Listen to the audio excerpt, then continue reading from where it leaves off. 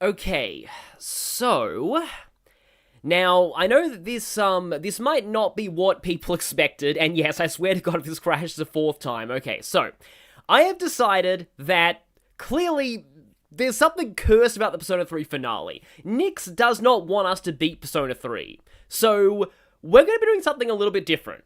We're going to be playing Persona 5.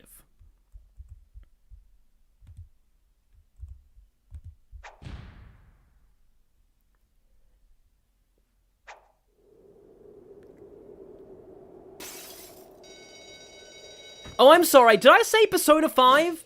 I meant Joker's Persona 5.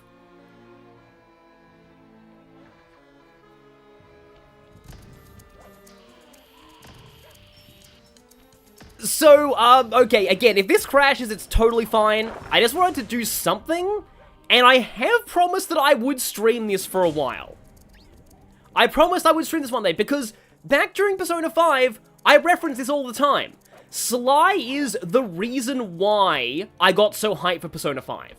This series. This series, I played in my teenage years.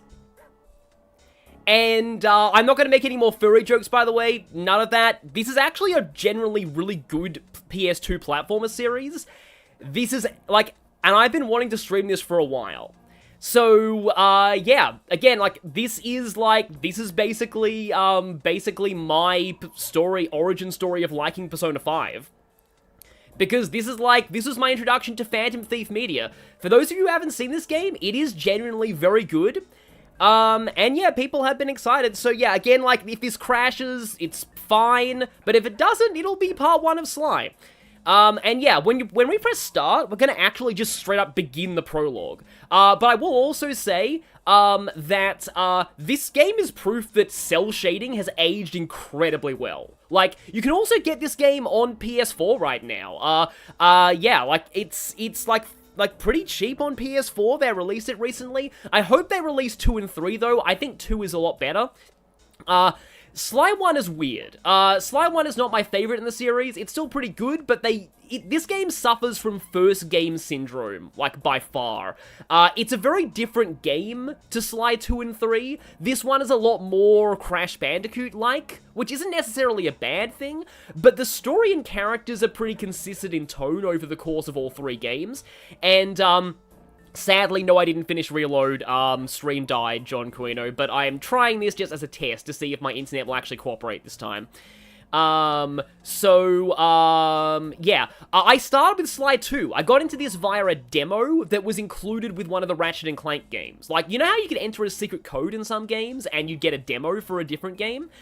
There was a demo of Sly 2 in one of the Ratchet games. That's how I started. I then played 1, and then I played 3. You kind of need to know Sly 1 and 2 to play 3, but you can play 1 and 2 kind of in any order. 2 kind of sums up everything you need to know about 1. But anyway, without further ado, let's get started. Hopefully my controller actually works, though. Just hang on 1 second. Okay, my controller... oh! Well, whoops. Okay, my controller isn't even plugged in. That would certainly help.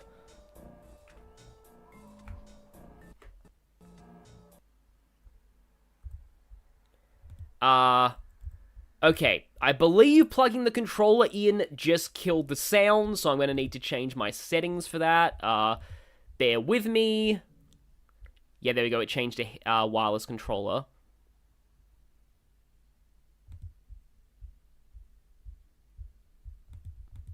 I may need to restart the emulator, just, again, bear with me.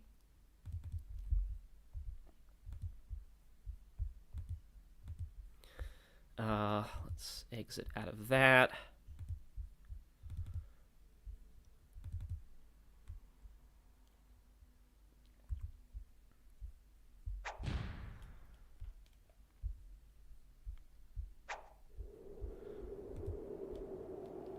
So yeah, just getting this all set up. Yeah, that would certainly help if I had the controller actually plugged in. It was plugged into the PS4. Okay, here we go. Yeah, it should be working now.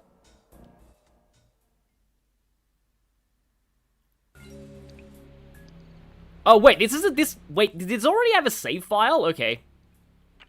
That's kind of weird. Huh. Oh, hang on!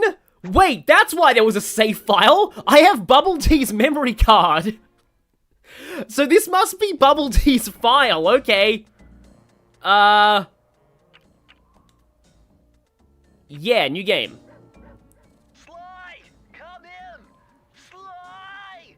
Do you read me? Yeah, I read you. Loud and very loud. Sorry, I'm a little nervous.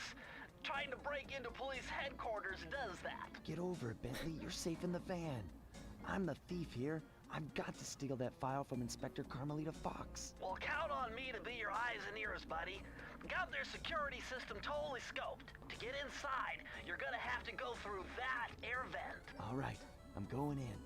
And don't forget you got me at the wheel, Sly. All you gotta do is grab the file and get back to the van. We'll do the rest. Just keep that engine running, Murray. I'll be down in no time. So, Bentley is the Futaba of this group, and Murray is... you'll see. Also, wow, the camera is, like, different than what I'm used to. But yeah, you can break objects for... this is inverted camera controls. Wow, yeah, this is not what I'm used to. It's been a while since I played this. Like, how long has it been since I played this? Hey, Bentley, I think I'm seeing things. Must be vertigo or something. Can you see those crazy blue lights? Really? I've read about this. Master Raccoon thieves are able to sense thieving opportunities, which manifest themselves as unexplainable blue auras. Sly has third eye, and he didn't even need to get it from Igor! Do is get near them and hold down the circle button, and you should perform a super sneaky Master Thief move. Hold down the circle button near blue auras. I'm on it. By the way, the circle button is a meme in this game. It's used for basically everything. But yeah, we can sneak around ledges by holding circle near the sparkles. So yeah, it's pretty cool. Like, this is sort of meant to be like a 3D platformer, but it has a very heist thief edge to it. They haven't actually explained how we use our, like, the cane here is our main weapon. It whacks things. And Murray. So also, Murray is a radically different character in this game to how he is in the later games. So that's the main downside of this game, story-wise. Murray is, like, Careful here, Sly. Break not those laser beams and you'll set off not the great in the alarms. first game. Not to mention you'll be fried to a crisp. I think you're supposed to set off the alarm here, because if you break this, it destroys, like, the lasers. Nice job, you're in. Inspector Carmelita Fox's office is behind the red door. Behind the red door, huh? Well... yeah, it's been a while since I played this prologue. I think there's some of this that's unfamiliar to me. Oh, there's the red door. Yeah, the one actually notable door here. Also, there's sparkles on the window. It's super reinforced, Sly. Maybe there's a way to get around it. Yep, we gotta use our sneaking skills to get in. But yeah, hi Seanbird. Also, yeah, your controller vibrates when those things fall down too. It's pretty cool. So, we are in. There's a bunch of photos. We have a map with a bunch of, things on it, and we have this. Sly. This is where Inspector Carmelita Fox stashes all her important files. I hacked into the police security mainframe and discovered this vault's combo.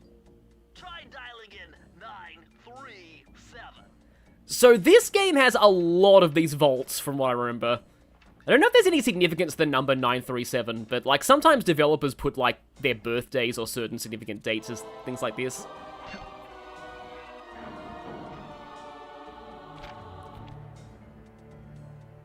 Nice job! You got it! If you come down through the fire escape and head through the parking lot, we'll be waiting in the getaway van. Yes, because, all good plans begin with I'll go down the fire escape. And yes, he even leaves calling cards. Yeah, you can tell why I love Persona 5 now. Or at least, like, the aesthetic of it. Maybe Carmelita keeps her multiple voices in the safe. Exactly. Ah, Carmelita. I haven't seen you since I gave you the slip in Bombay. Which reminds me, you need to return the Firestone of India to its rightful owners. And I was gonna give it to you as a little token of my... Hey, you know, that bazooka really brings out the color of your eyes. Very fetching. You think? This pistol packs a paralyzing punch. You ought to try it. Might snap you out of your crime spree. And give up our little rendezvous? Plenty of time for that once you're safely behind bars. Love to stick around and chat, but I just dropped by to pick up this case file. I think you've had it long enough. I forget it. I know there's a run button in later games. I don't think there's a run button in the first game, but I could be wrong about that. Oh, there isn't. No, there isn't, because there's a move that you get from, like, one of the safes that is for, also warning Carmelita's about to, she's about to have to pay for a lot of damages with the police department, with all the cars she's destroying here. Oh, right, you only have one hit in this one. Wow, okay, I suck at this. Yeah, so you don't actually have, like, health and... Wait, seriously? The last checkpoint is all the way back here? Wow, I've never actually died in that sequence before, okay. But yes, her voice changes in every game. It's kind of... I think her Sly 2 voice is the best one in my mind. But wow, I forgot the last checkpoint was back here. I guess because there's like checkpoint... I need to see if I can open the options and see if there's a way to change the controls. Yeah, here we go. Wait, no, it's just for... Is that just for... Does that change... Anyway, it's been a while since I played this. Yes, I believe this is the first time that's ever happened to me, but yeah, it's been a while since I played this, basically. Yes, Persona 5 Royal looks quite different from previous iterations. Like, I never realized that the only checkpoint in the tutorial is all the way back at the start. I guess they don't expect that to happen. Thankfully, you don't have to, like... Oh, this is how you're meant to do this segment, okay. You're meant to go through those. But yeah, thankfully, you don't have to replay the dialogue. Like, you have the option to replay the dialogue, but you don't have to. And that's kind of cool. I guess there's no way to change this from inverted controls. But yeah, modern games, honestly, I feel should actually keep this thing of, like, having you not being able to, like... Yeah, and also, why does her voice change every game? I don't know. Again, her Sly 2 voice actress is definitely the best of them, in my opinion. Though in 4, she's voiced by, I think, the one who plays Delilah Briarwood in Critical Role Vox Machina, like the Legend of Vox Machina. I think it's Grey DeLeslie in Yeah, I think you're meant to, like, observe what she's doing. Yeah, she has a certain scripting to... Wow, okay, I didn't realize the fire hurts you. Wow, I am really sucking at this, actually. Joker, the Kitsuneko, Phantom Thief, yeah, your leg is fully healed. Okay, yeah, I hope I'm not embarrassing myself with this. Oh yeah, it is sorry, I'm not sure how to pronounce her last name. I'm sorry about that. But yeah, no, I thought it was her in the fourth game. I know that because I believe she plays a character named the Fox in Codename Steam, and she uses a very similar accent for that character. The Fox is also amazing because she's a sniper and she destroys everything, like she's doing here. Yeah, no, she makes a lot of sense. I think she's probably one of the problem is Carmelita's character is not great in the fourth game, so I think that colors it. I do think she's probably, yes, Azula's VA. That's it, Azula's VA. That is not her VA here. Like, definitely not her VA here at all. But that was her VA in the fourth game. Sly, Bentley, and Murray have the same voice actors throughout the whole series, though. And they're all pretty good. Like, I forget who actually, like, I think it's like someone Miller who plays Sly. And yeah, he's great. I don't think he's really done many other voice roles besides Sly. Are you serious? Wow. I've never, like, failed this before, and now I'm failing it constantly. I guess it's just the curse of Nyx. I'm glad to know that more people have, recognized that character from Codename Steam, because, yeah, Codename Steam was really kind of a weird game. I kind of understand why it didn't sell well, and it wasn't great. Damn, I feel bad for constantly failing the tutorial. Kevin Miller, okay, that's it, Kevin Miller, yeah. Has he played anybody besides Sly? Because he's really good as Sly. I don't know, like, he should get more voice roles. Yeah, again, I haven't played this in, like, decades. Like, actually decades. Probably some kind of streamer's curse. Because normally you get horseshoes that block, like, that block a hit. It's kind of like Crash, but, it's way better. In Slide 2 and 3, you actually have a health meter. And, like, again, this is a lot more Crash Bandicoot-like. Oh yeah, compatibility with Fire Emblem Amiibos and Codename Steam, because, so you can use the amazing Ike, who is, like, awful. Ike in Codename Steam is my performance in this tutorial. Seriously.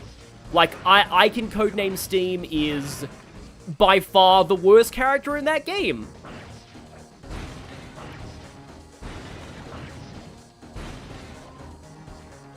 Also, it's a little understated, but the music in this game is actually incredible. Wow, I thought that hit me for a second. Okay, finally we're out of the tutorial. Right, okay. Yeah, I agree. Yeah, there's a lot of problems with the way Carmelita gets sexualized and damseled in later games, and kind of this game as well. There is some stuff in this that hasn't really aged that well, but it's from the 2000s. I could avenge my family and regain possession of our most valued treasure. It all began when I was Anyway, just a kid, important backstory. bouncing on my father's knee.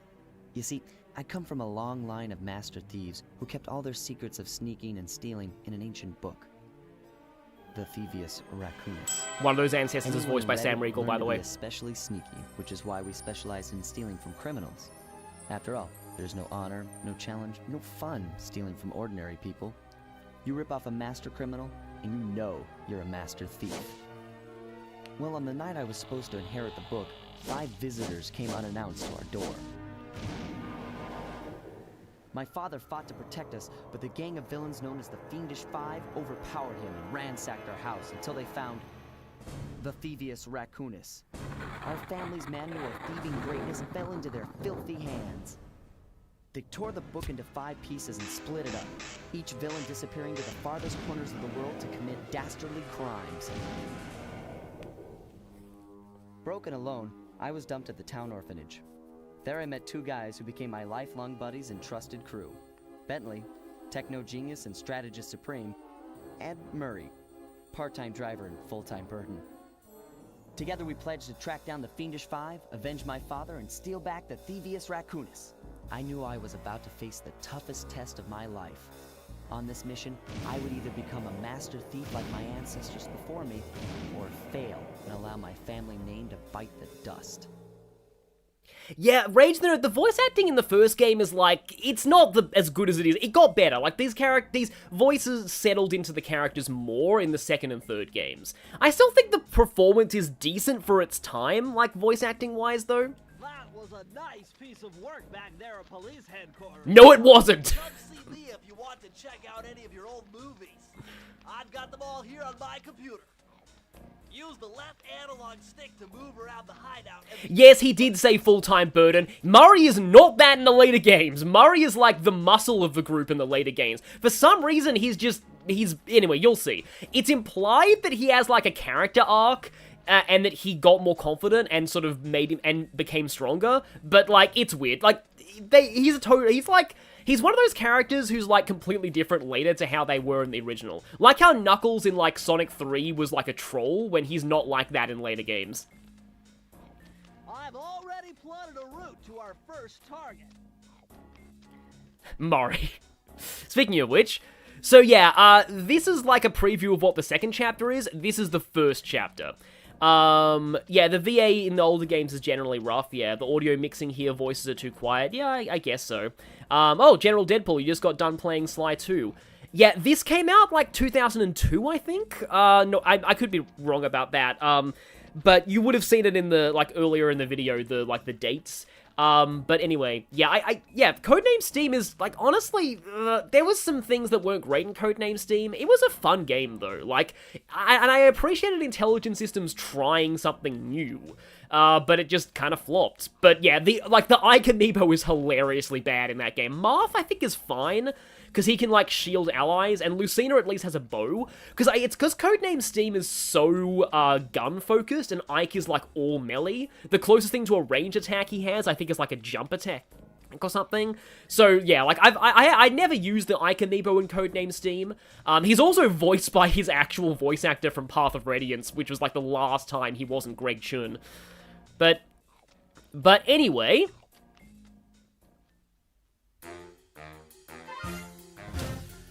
Oh, Dimitri's not in this one, sadly. The time I needed to study up on Sir Raleigh the Frog.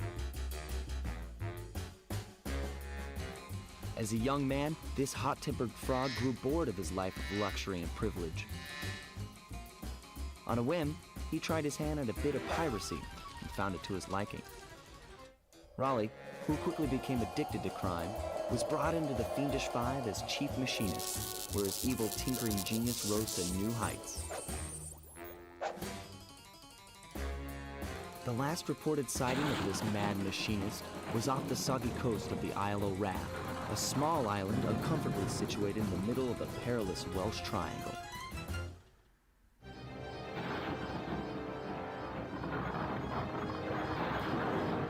So, if I had the money to, like, pay a really good artist who could imitate this art style, I really wanted to make sequences like that for all the Palace Rulers in Persona 5. Like, how amazing would it be if the P5 Palace Rulers had intro sequences like that?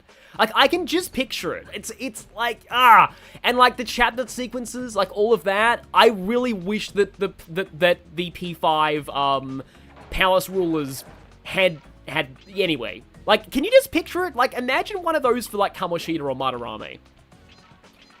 But anyway, like, the structure is quite similar. You've got, like, a main villain that you're stealing from, and you infiltrate their hideout, eventually have a boss fight with them. Like, in terms of the structure, yeah. Sadly, there are no Welsh accents here. I just spotted something that's going to complicate the mission. See that nasty-looking gate? It blocks the only road leading into Raleigh's hideout. No problem. I'll just use my climb move. Okay, but remember, you can only climb on certain objects, like pipes and ropes. Yeah, sure, and like that ladder there? That is correct, but do not forget, Sly. You have to get close. Then hit the circle button to grab it. Yeah. Relax, Bentley. I live for this stuff. Yeah, and that's what worries me. But the dialogue in this game in general is great. Unfortunately, we're about to encounter my bane. The bane of my existence. These things. Now this is very interesting. The message you just found appears to be some sort of clue. I'll decipher it here in the van. In the meantime, see if you can find any more clues. The more I have, the easier it'll be to crack the code. The clue bottles. The clue bottles. So, in this game, every, like, individual mission has these. Oh, wait, no, I can still climb this, that's good. I was thinking I'd need you get something at the end of every world, like you get a new move, so I was worried that I wouldn't be able to. I think you can get all the clue bottles on your first visit to every level, but, like, yeah. There is a number of clue bottles in every level, and you unlock a new move for getting all of them. There are way too many clue bottles in this first game, and, if you play this, the sound of them, the sound of the bottles, like, tipping will be burned into your mind and scar your soul. Me and my sister back in the day, like, we just heard just the noises of these clue bottles everywhere. Ugh. But, yeah. So, I can't promise that I'll be getting, like, all of them in every level on, like, stream, but I'm gonna go for as many of them as possible, because they're like your completion in this game, and they are, like, yeah. They are in the second game too, but only in the hub worlds, and they're not in the third game. Thankfully, they're not in the third game, but I think they came back in the fourth game. Hold on, Sly. See those searchlights? One careless step, and you'll be subjected to acute combustion. You done whining? Let's go. I'm just trying to keep you alive, partner. Fortunately for you, I launched these signal repeaters throughout Raleigh's fortress. Get close to one, and I can checkpoint your progress. Nice. Yeah, we're not going to justify how it works. The checkpoints were apparently supposed to be like a person in a trunk who jumped out and like in a suitcase who jumped out and photographed Sly. Okay, yeah, that's the alarm, but you can stop the alarm by destroying those. But I think that must have been too intensive. I'll probably want to take out this guy though because yeah, the enemies in this game are generally pretty slow attacking and quite simple, but it is a one hit point wonder platformer, so you do still have to be careful of them. Yes, everywhere I go, I see his face, and it's a clue bottle. Yep, that's me exactly.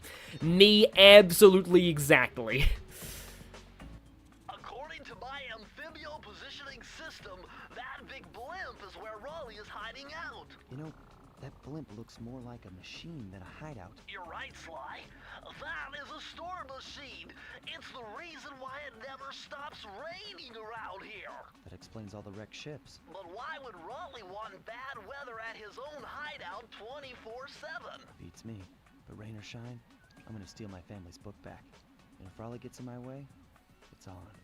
Yes, I will say, Sly's voice is a bit too quiet in the first game. I think they were going for, like, the sneaky, like, image there, but he's a lot louder in the later games, thankfully.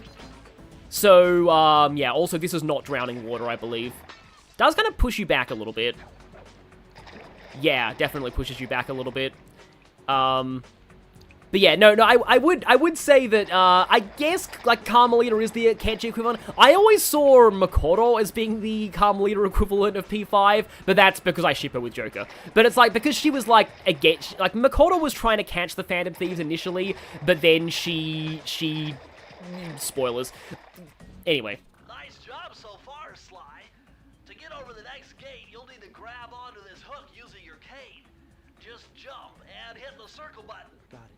Jump and hit the circle button to grab onto hooks. Yeah, jump and hit the circle button. You'll be hearing that a lot. Also, I agree, Gallade Force. You don't need a machine for rainy weather in the British Isles. This actually reminds me of something, like, at least, like, I think it's implied that Raleigh wants, like, the weather for, like, obscuring his hideout. So, yeah, so it's harder for people to find him, which makes sense. Unlike, there's a character in Tales of Exilia who, like, Ragu, like, he basically completely screws over his entire city's trade just because he's evil. Like, there's no reason why he ruins, like, the shipping routes and creates that storm, aside from the fact that, like, he's just an evil jerk to justify, Yuri Vigilante killing him. It's, I don't know, I've always, Tales of Exilia, not Exilia, Vesperia, sorry, wrong. Absolutely wrong. Vesperia. Tales of Vesperia's story's never really been that, like, I don't know, it's always been pretty meh to me. The characters are nice and the gameplay is pretty fun from the look of it, but, like, I don't like its story very much at all. Oh no, I missed 4. Uh-oh. That large vault has got to be somehow related to those clues. Oh, wait. Remember, you can't open this vault without finding the rest of the clues. Yep, exactly. Expect to be hearing that a lot. Oh, wait, no, there's some on top of that. However we get up there, but there are definitely things on top of that. Oh, right, the ropes from the end, okay. Maybe I actually do have... If we can get onto that somehow, those might be the last 4. There's 2 there.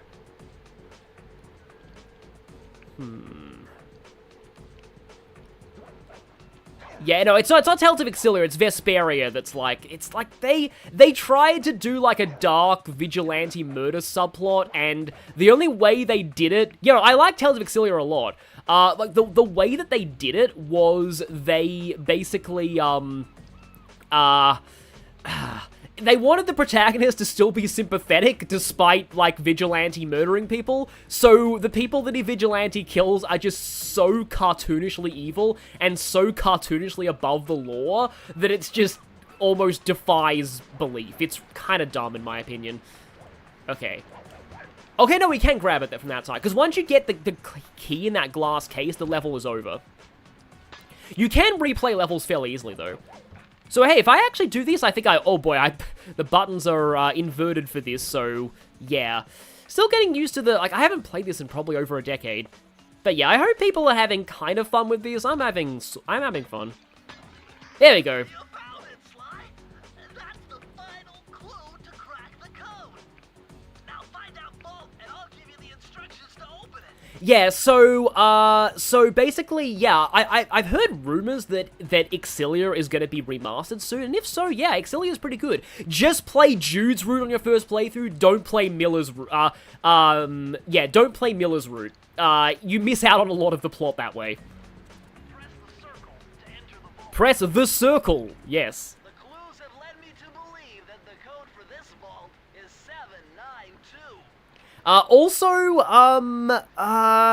It won't even, like, there's no way that you can know these in advance, because it won't let you access the vault without getting all of the clue bottles. But Bentley has a different voice, like, different voice clip for every one of them. He has different justifications for how he figures out the code. It's cool. There are way less of these vaults in the sequels. In the first game, there was one in every level. Sly, you found a page from the Thievius Racoonus. This page teaches old Drake Cooper's fast attack dive move. Press the triangle button to use it. Oh, right. I've actually forgotten what most of these are. There is one of these in every level, so Sly 1 has a lot of moves. But yeah, now I can do this. I believe this is in the later games as well. You might have to buy it. This isn't, like, that useful, honestly. But, yeah, it's okay. And it's kind of our fastest movement tool right now, I think. I haven't seen a Sly speedrun in ages.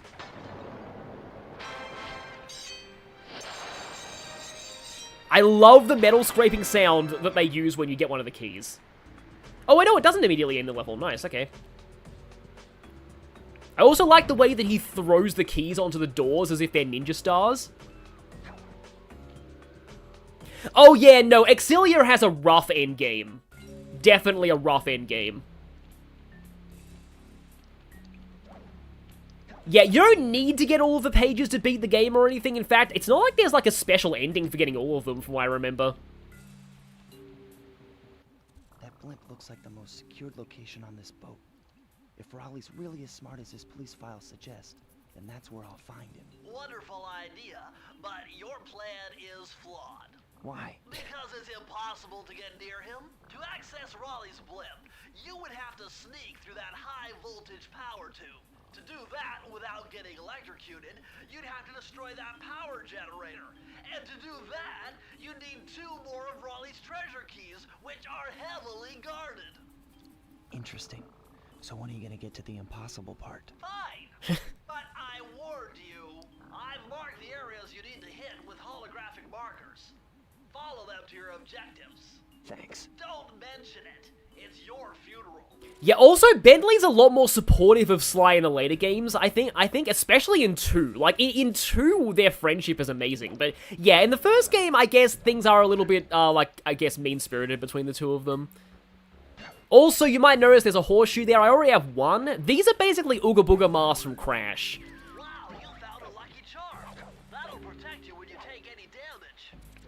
The later games completely did away with this, although apparently Sly 4 was supposed to have an unlockable, like, horseshoe mode after you beat the game once, but, yeah.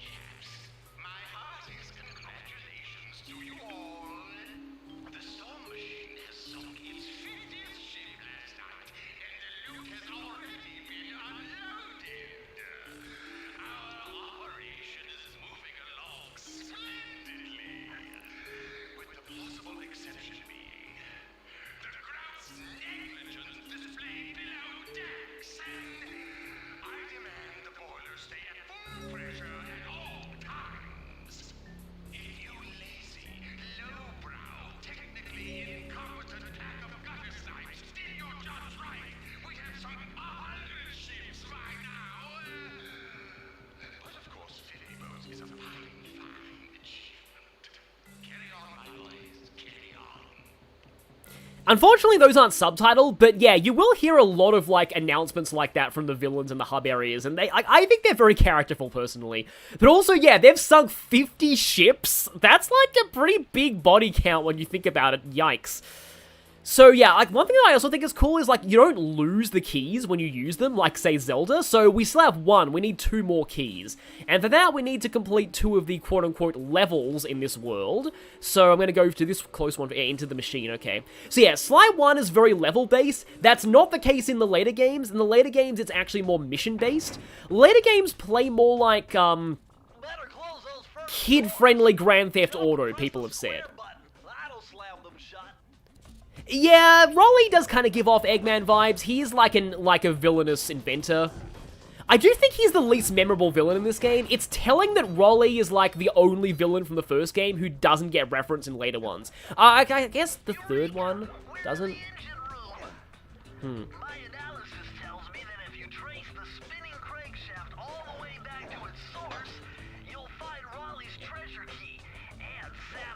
his machine while you're at it.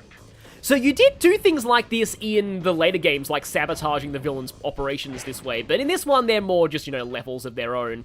Raleigh sunk 50 ships. That's as many as 5 10s, and that's terrible. To quote, like, this game is kind of meant to have a, Saturday morning cartoon style to it. In fact, even, like, the later games have the pause screen say, "We'll be right back."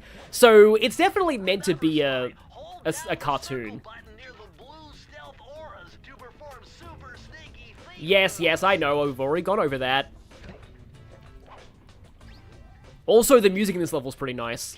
Like, the music in, actually in all of the games is pretty good, but, Sly 1 in particular has some pretty memorable songs. Yep, there's 30 bottles in this level. Bottles.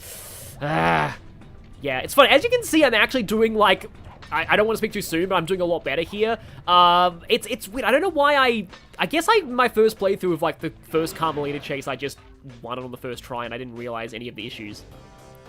Also, the music does change when you're near enemies, which is cool. Oh, I remember this. That hanging bottle is a bit of a pain to grab. And if you don't get it, like, now... I think I did get it. If you don't get it now... Alright, they drop to the floor. Okay, that's good. But yeah, if you don't get the hanging bottles now, it can be kinda hard to go back for these. I think I got all the hanging ones. Also, there's an... Oh, there is a... I forgot there were lives in the first game. I guess it shows you just how pointless they are. I think I got most of them. Honestly, the bottles might just be biased when I was a kid. They're probably not that hard to collect if you're an adult, but, like, as a kid, it was pretty rough getting all of these. Yeah, this section is the worst to get all the bottles. Yeah, I hope I didn't miss any that time. It always sucks when you got collectibles you only get one shot at in a level. Oh, here we go. I love this. Some of the fan blades are electrified. There is a visual indicator of where you can pass through, of, like, where the fans pass through the floor, though. Like, okay, one thing that, I guess this is jumping the gun a little bit, but one thing that I really like about Sly 1, though, is you can unlock developer commentary on these levels. So, like, commentary from the level designers themselves, talking, like, actually explaining how they designed the levels and their gimmicks, and everything that went into them, and even, like, things like the art style. Like, they talk about how they had a room of just different TVs on different brightness settings, and they had to make sure the graphics, like, were visible on all of them. So, like, here, for example, you can see the frayed parts of this pipe are the parts where the fan blades pass through them. Like, the level design is actually pretty clever. Like, even though this isn't, like totally, it sort of feels like it wants to be more a stealth game than it wants to be a platformer, and that was an angle they leaned into a lot better in the later games. Yeah, like, the design of these levels is pretty good overall. Like, and you can really you can hear the developer commentary. They've got, they have some really logical rationale for all the choices they make, in these levels. Oh, great, yeah. Yeah, and also here, for example, like, this is a good example of, like, anti-pieces. So, the first section of these, the camera's freaked out a little bit there, though, unfortunately. The first section of these, you didn't have these lasers. Now you're dealing with bouncy furnaces alongside lasers. So, yeah, you introduce a challenge in a slightly safe environment, and then ramp things up. Sly 1 does this quite a lot, and you will hear the developers, if you get the commentary, you'll hear the developers talking about this, in some of the later commentaries. It's again, like, I highly recommend, like, the thing is, I almost don't want to show the developer commentaries on stream, because it almost feels like plagiarism in an extent. Like, I feel like you should unlock them yourself and listen to them. They are incredible. Like honestly, I loved listening to the developer commentaries for this game as a kid. It's just, more games should do this. I think Ratchet & Clank, the first Ratchet & Clank PS3 game did that. More games should do this. I guess, like, these days, developers are really worried about their reputation on social media and all that, but, yeah, I wish more games, especially platformers, because, like, there's a lot of, great insights into how people design these levels. I think Shigeru Miyamoto did that kind of thing. He's talked about how he designs levels based on, in Mario, based on, like, the, Kishore Kentetsu, that Japanese, like, Yonkoma manga style, where there's, like, a build-up and then, like, a climax. But, anyway. Morgana dancing the Starlight figure. Yeah, Luna Amethyst, you go to a lot of conventions, and I'm a little jealous, but it's cool. Now, the question is, how do I get back up there? How do I get back to Tokyo? I feel like there's... I mean, there's got to be a way that you get back up there, right? There's no way that I'm stuck down here. Because that wouldn't, you know, make sense. Oh, it's the pipe. Yeah, there we go. Also, yeah, those little bubbles coming out of there will, that's the vault, I believe. Yeah, I think that is the vault. Yep. That is this game's trouble with the trolley, I'm pretty sure. But, I only need 3 more. I hope I did not miss those 3. We'll see. Sometimes there are bottles in those little safes. 2 of them. Oh, please tell me I didn't just miss 1. That would suck a lot. Oh, okay.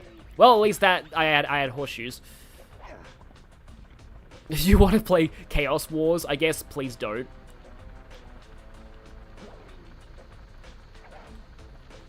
Just feel like guys, we're going longer for 30 minutes. I think we're safe. We'll see. We'll see.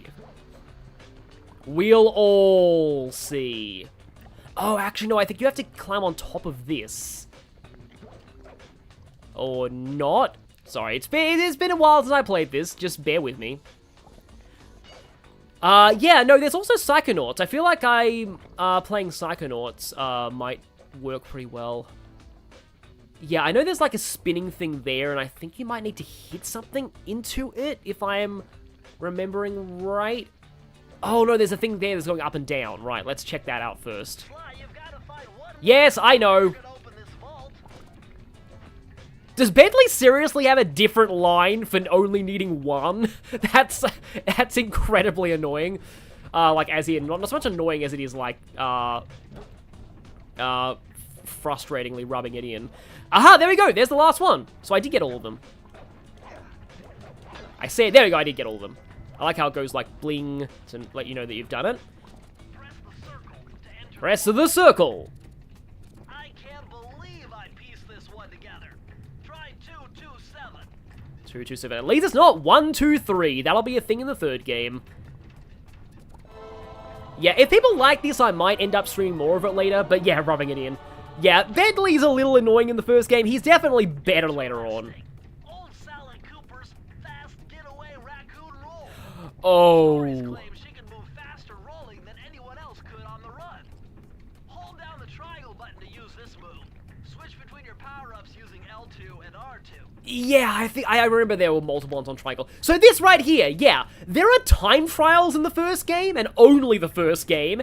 And if you want to do the time trials, which is how you unlock the developer commentary, by the way, if you want to do the time trials, get used to this. You'll be seeing this a lot. And by the way, it has momentum physics, so you need to remember to not roll uphill, but get your maximum speed from rolling downhill. Yeah. Time trials are a bit of, yep, that's gonna be, yeah. I might show, like, one of the time trials just for lols, but I don't think I'm gonna be doing, like, again, that is how you unlock the developer commentaries. But, like, you'll be using this role a lot. Yeah, Bentley got a girlfriend in the 3rd game, and they ruined it in the 4th game! Yeah, that was one of my least favorite examples of ship sinking I've ever seen in my life. Oh, I remember this now. Yeah, so that breaks down, and now you can close these. And it's the end. There we go.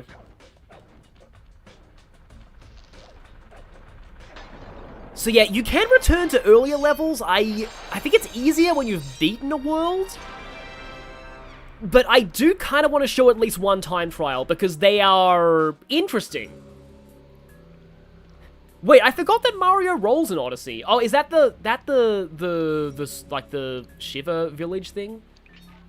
Also, so, okay, here's something interesting. In the first Sly, these flashlight guards are actually nightmarish. If they see you, their shots will home in on you. It is very difficult to avoid damage from them. In the later games, the flashlight guards are absolute morons. So they got a very big glow down, I guess? Glow down, that's what I'll say. Jackpot, Sly! Look at all this stuff! Must be worth millions! And you know what that means? Tighter security. You're gonna have to be extra sneaky to get the treasure key here. So I believe this is like the first level that really introduces the, like the laser mechanic.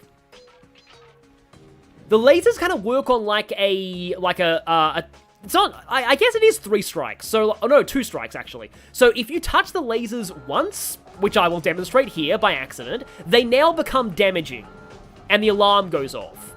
But if you destroy the alarm, they stop. They are safe to touch once. Sometimes alarms do other things, like make things shoot at you and whoops, okay. Is that gonna still be going? I think it is. I think I may have just made this section a lot harder for me. But yeah, if you have the roll, you can make this a little easier. You know, I probably should disable the alarm before I go for the bottles. Yep, okay, that was my... No, I still have 1 horseshoe left. I do like how there's both a normal and an alarm variant of the music as well. Like, that's pretty cool. Also, the vault is here, by the way. In some of the levels, you have to backtrack to get the vault after you got all the clues, which is, I know I used the term annoying probably too much, but I can say it now. I guess it is kind of annoying. Is there anything in... Yes, there's definitely something in here. They're giving us a lot of bottles very early in the level, which kind of implies this is going to be a shorter one. Oh yes! Also, in the time trials, the clock runs down faster if you activate an alarm, which honestly is pretty cool. There's like it means there's like an incentive for, I feel like the dive move would be good there. There's an incentive for stealth in, it's honestly pretty cool. Like, there's an incentive for stealth in the time trials, because when you've activated an alarm, it makes the clock tick down faster. Yeah, wow, this level is short. Holy crap, this is a short level. Forgot how short this one was. There's a later one? Oh, that's the barrel level. Right, that's later. But yeah, no, it kind of made sense this was a short one, because I believe this is damaging water too. Yeah, we were getting a lot of the bottles really early.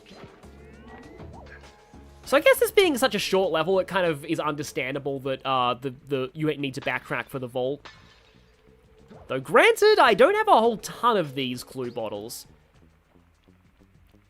Yeah, so... Searchlights. Also, this music is just great.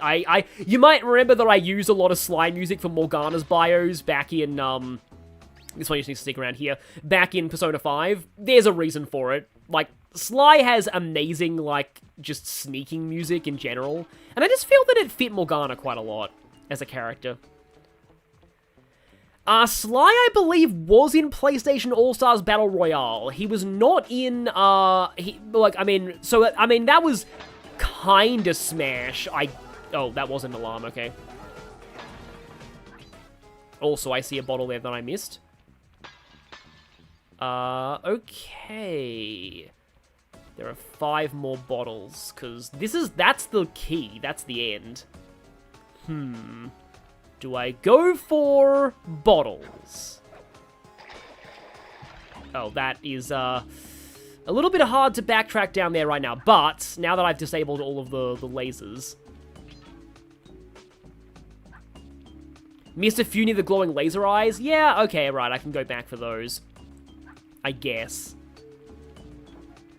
Oh yeah, this is this music. The do-do-do-do-do-do-do. Yeah, I remember, they're more atmospheric than, like, full-on video gamey music tracks, but I like a lot of the soundtrack in this. No, this is not the PS3 version. This is the, I'm playing this via an emulator, unfortunately. I didn't want to, but, like, PS3, I would not be able to stream well, essentially because,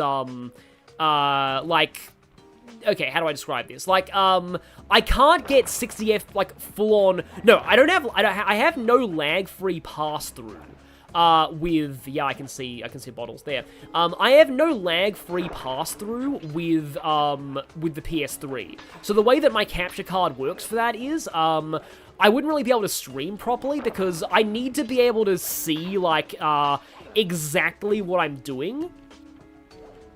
like, I need to be able to, like, commentate completely live when I'm streaming. And so I can't really do that when it is just, oh, that's bad. When it is on the PS3, because, I don't, like, the only way I can capture PS3 footage is via, the old Elgato, which is not, like, simultaneous. The Elgato I'm using is the HD60S, which was specifically designed for streaming, because it has lag-free pass-through, or pretty much lag-free. Though, granted, I'm not using Elgato to stream this anyway, so it's, you know, there's gotta be an easier way to get that. But no, Snake is not in the, Snake is not in All-Stars Battle Royale. I think it is just, Raiden.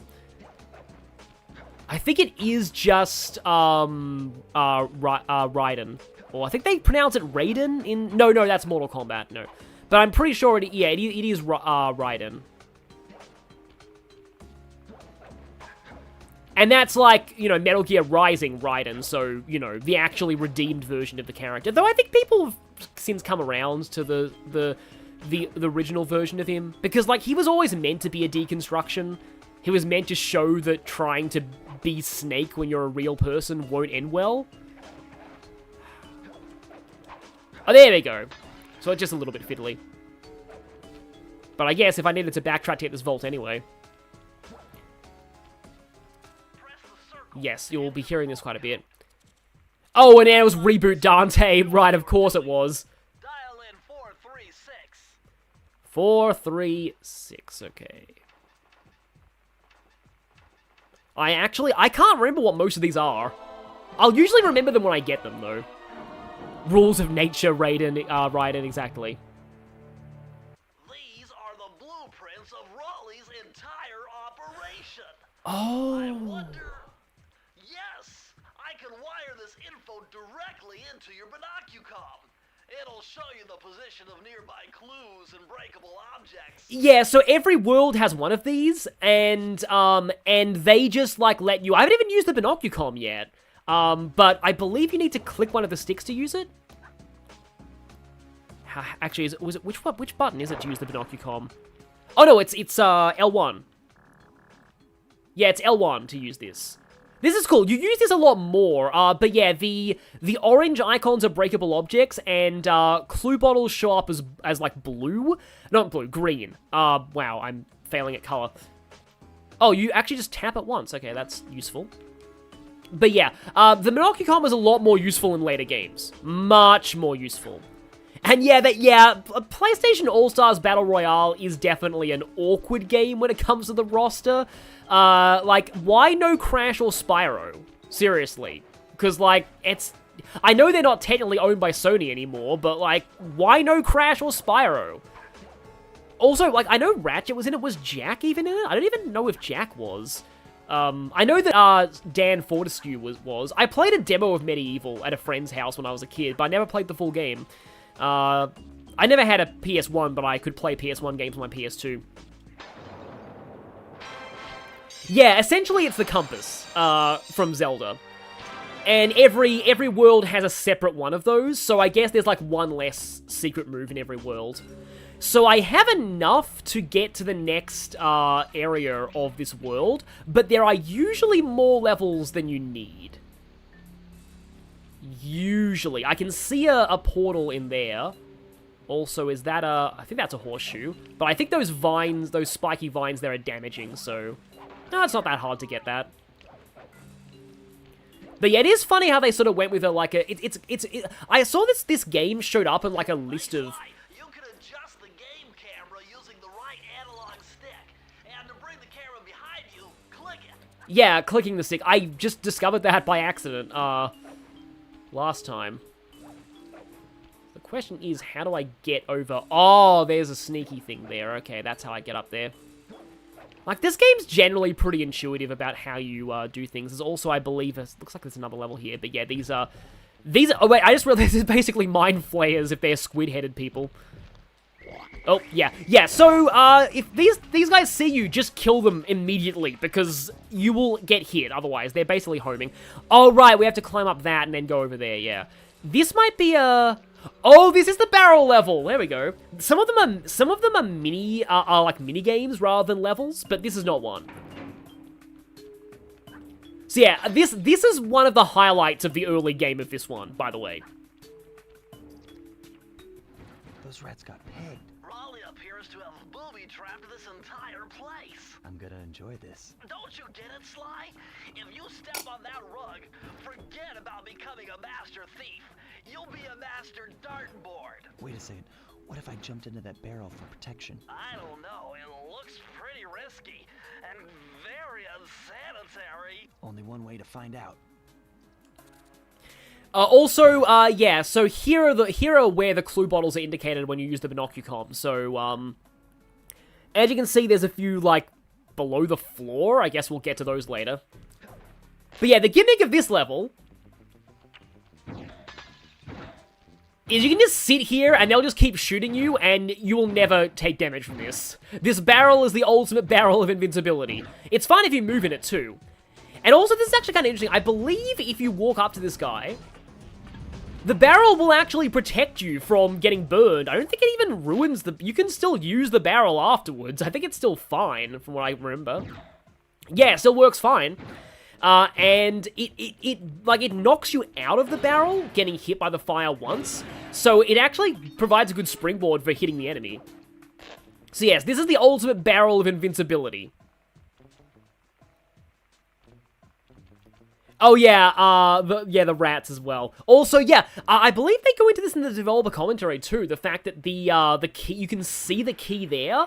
I've always liked level design like that, where you can see the end from the beginning. And it's just always fun sitting here doing this. So far, so good. I bet if you stayed still inside the barrel, the guard won't be able to see you. Even if he shines his flashlight on you. Even if he's standing right there and would logically be able to look inside the barrel. But yeah, if you're moving, they will spot you. I'm sure there's, like, I feel like there's at least one other game that does this. But it escapes me right now. But, like, I want to say there's a game that does this. Also, sometimes it's fun to just break these after you go through the area. God barrel, let's go. Yes, barrel OP. Oh, yeah. So a lot of the clues in here, I believe, are up these bookcases. Yeah, I guess I can grab that one. And yeah, from here, we can use the binocucom to see if there's anything yeah, there's 3 up there. Is there anything I missed down here? It doesn't look like it. So yeah, it is pretty useful to grab this. Of course, I need to now remember where I left the barrel. The barrel's maybe a bit harder to spot if it's been burned. Oh, Wind Waker, of course! Wow. Okay, so here, though, unfortunately, we may have to leave behind the barrel temporarily, because we can't get through that without moving, so we actually need to use this ladder to circumvent this guy, and now we can bring the barrel through. So there's a slight puzzle element to this. The Death Barrel. Yeah, everyone's saying Wind Waker. Wow, I can't believe I forgot it was Wind Waker. I think you do still have to bring the barrel down here. I don't even know if you can close those. Oh yeah, you do obviously still have to bring the barrel because there's another one of those, like, again, like, in terms of the level design, I like how the dart areas are very clearly, like, indicated by the floor. So, like, you can tell. I also like how you can use, like, the cane to break the bottles from a distance, because if you had to just walk into them all the time, it might be frustrating.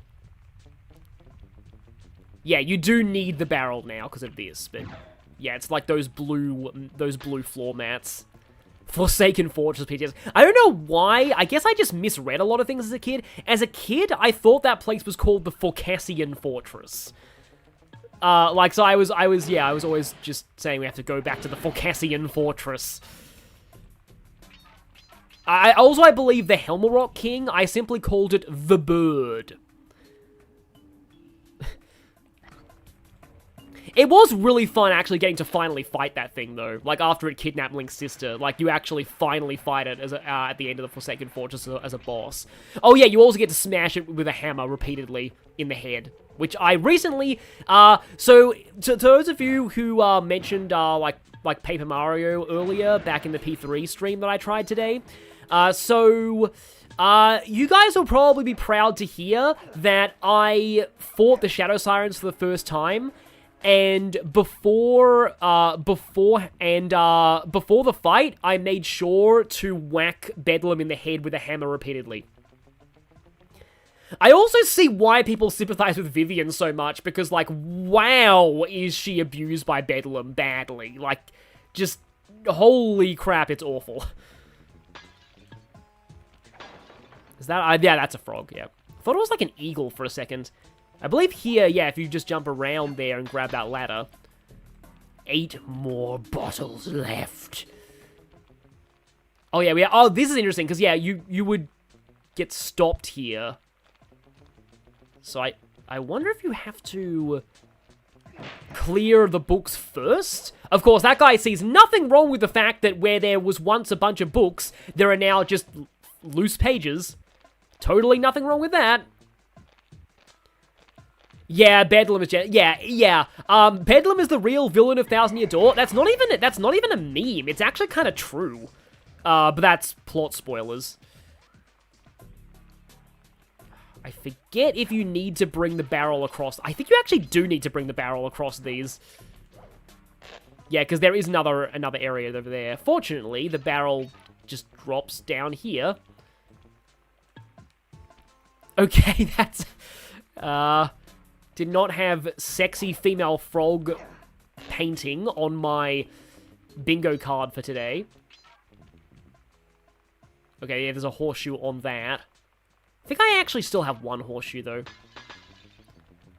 Okay, find out. Now, at least, though... Yeah, because the key is right there, so I have 5 bottles missing, but at least I have the binocucom. I mean, yeah, we all agree that, of course, yes, that guard probably thinks it was just the wind that destroyed those books. Okay, so yeah, now at this point, unfortunately, we don't need Mr. Barrel anymore, but now I can figure out where the remaining clue bottles are.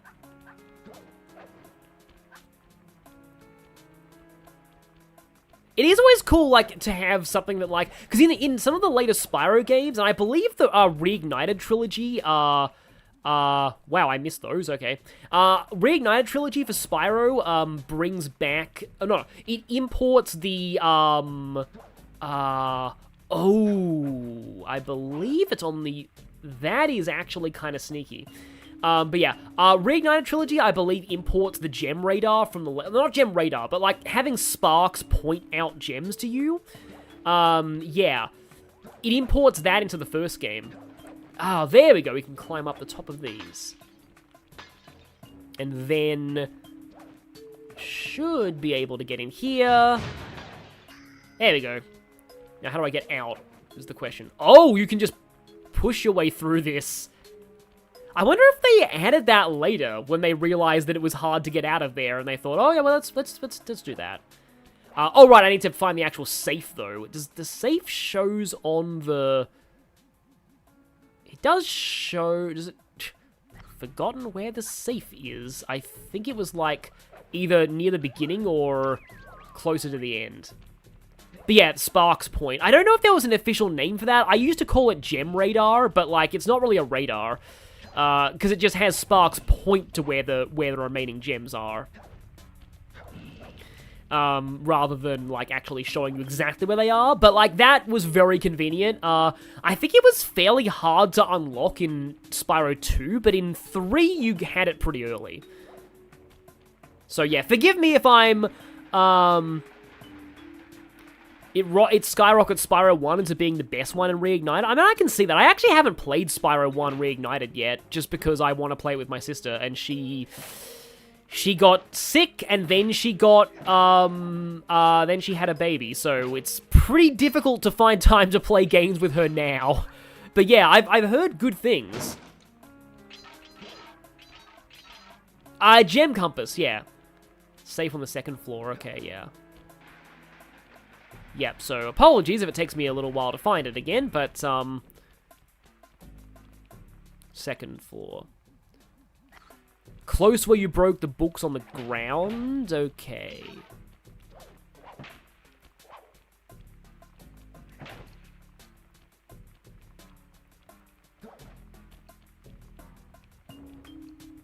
Close to the first guard. Okay. So the problem is, a second floor means something different to me as a non-American than it does to, like... Because to me, it's ground floor, first floor, second floor.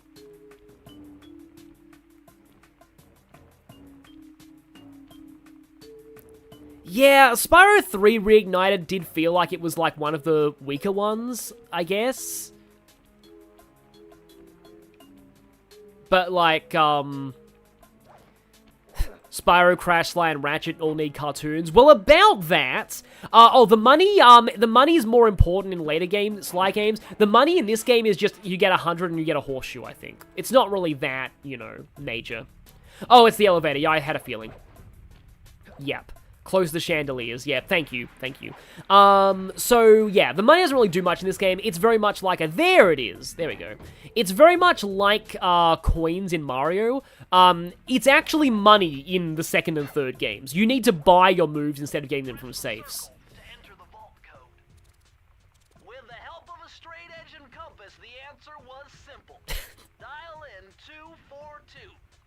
Yeah, Bentley has some weird ways of figuring out codes, but, like, then again, like, I had a book about code breaking from Murderous Maths back when I was a kid, and, yeah, they say there's a lot of math in code breaking. A lot of it. Outstanding! Another page from the Thievius Racoonus. This one features Dev Cooperenda's slow-motion jumps. He used this to get by all kinds of airborne threats. Hit the triangle button while in the air to slow down time. Oh, this one does not sound like... Okay, a lot of these are not in later games. Very few of these made their way into later games. You can kind of tell they were just experimenting. This does not sound that easy to use at all. I mean, okay, that's actually kind of cool, honestly, though. Val, you think you need to go to sleep? That's fine. Like, okay, this is actually cool. I don't think it slows the timer, though, in this sprint mode, but that is, like, that's cool. Oh, and it's not, you don't hold it. You actually just press it once, and it's on for the whole jump. Huh. This is actually, I guess this is actually more interesting than I thought it would be. Especially since Slide is already quite floaty in the air. I do wonder how he would play if he was in Smash Bros. Like, you kind of already have, like, I don't know, because I feel like, it's interesting. Like, I feel like maybe they would probably put in... Because, like, they're doing unique mechanics for a lot of the fighters in Smash now. And I almost wonder if they'd make Sly, like, do more damage from behind or something. Like, have some stealth thing to it. Like, try and incorporate that element into it a little. Like, that's just kind of what I think. So... How do I get up to Toki? Oh, right, I know. Sly, see that machine wheel? If my knowledge of mechanical engineering serves me right, applying significant rotational torque to achieve maximum velocity will yield a positive result. That means something good might happen if I can get the wheel to spin fast enough? Isn't that what I just said? I mean, it is, but still.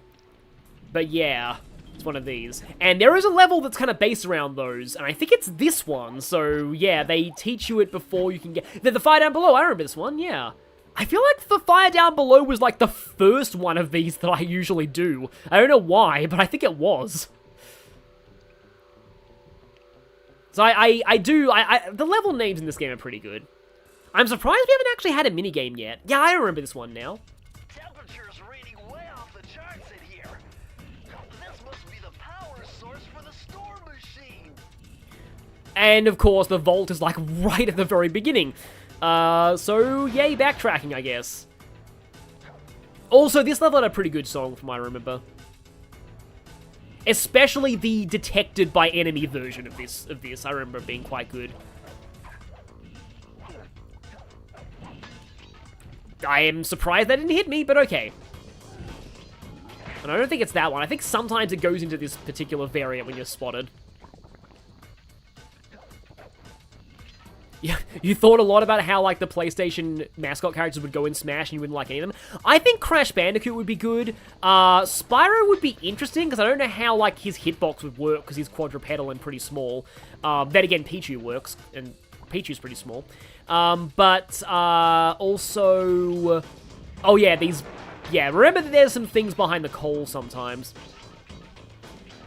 Ratchet would be very interesting in Smash. I would assume that he'd have some mechanic where he switches out weapons. Also, kind of like Spyro, every enemy has like a unique animation, a taunting animation if they hit you, which is pretty cool. But yeah, also, hi, Ginny C. The vault is just to force you to re-enter the level and be introduced to the Master Thief sprints. I mean, yeah, I guess that makes sense. Oh yeah, so here you have to use this to make the hooks go around. I feel like... Do you have to... Just let me get that first. Forget if you need to make them just go fast and then just ride them, or if you need to jump from one to the other. Well, yeah, actually I think riding them works, and as you can see there, we need to get on top of these to get some of the bottles. There we go, this one! I've always remembered this variant of the song. Just that little guitar riff that played there. Like, yeah, like Ratchet would probably have some kind of mechanic where, like, he could switch between different weapons.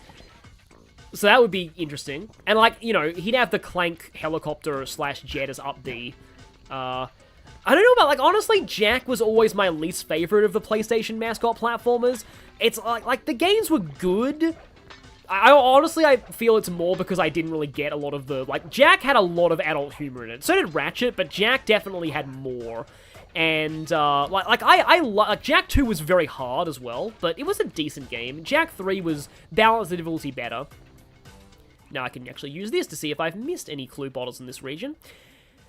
Yeah, but I was never as big a fan of Jack as I was of the later platformers. Well, not later, the other platformers. Like, I love Ratchet, I love Crash and Spyro, I love Sly. Jack was fine. It wasn't my favorite, let's just say. But, like, they were good. Like, there was a plot twist in Jack 3 that really got me back in the day. I played Jack 3 first, though, strangely. I played a lot of these out of order because I would rent them from Blockbuster. So, yeah, Blockbuster, like, seriously, thank Blockbuster for getting me into so many things. It got me into Final Fantasy XII, which is why I play JRPGs at all that aren't Pokemon. Let's just be careful here and let's not take any unnecessary risks right now. Oh, Cartoon Critic, Jack is your least favorite of the bunch too. Yeah, it's like, I feel like Jack just wasn't, like, unique enough, I feel. And I do think Sly deserves better. Kratos wasn't even a platformer. I don't count Kratos, because God of War is more of a hack and slash, I think. I never played God of War, but I'm kind of glad I didn't. The new God of War sounds very good, but, like, the old ones seem just very edginess for the sake of edginess to me. Like, apparently they had, like, naked women in them for no reason, which seems very sexist as well. Oh, I remember this part. Yeah, this part's kind of cool. So you need to time running on that so that the searchlight doesn't see you. Now, let me just scan around again and see if I missed anything else. Yeah, it doesn't look like I did. Yeah, Jack 1 is also very similar to Sly 1 in that Jack 1 is very different to any of the other games. God of War is objectively more of a PlayStation mascot than Crash. Oh yeah, mascots. I meant like mascot platformers though. So yeah, here, you basically run on this, and then you jump off when the searchlight comes, and then you start again. And the reason why you're doing this might not be obvious yet, but we will see in a moment. Yeah, we're bringing that, like, big lump of coal towards the gate to break it open. And yeah, there you see that getting 100 of the coins gives you a horseshoe. Oh no, it wasn't Lucky Horseshoe, it was Rusty Horseshoe in the Pony episode. Who's got me Rusty Horseshoe? Sorry. Referencing random stuff from I mean, My Little Pony was definitely not my childhood, but it feels like it was my childhood. That's why I liked it. It made me feel like a kid again. And now, we need to backtrack. Although I think we can just enter the level again. In fact, this might be a good time to show off the Master Thief sprints, actually. So I'm actually going to get this key, and then I'm going to enter the level again to get the vault.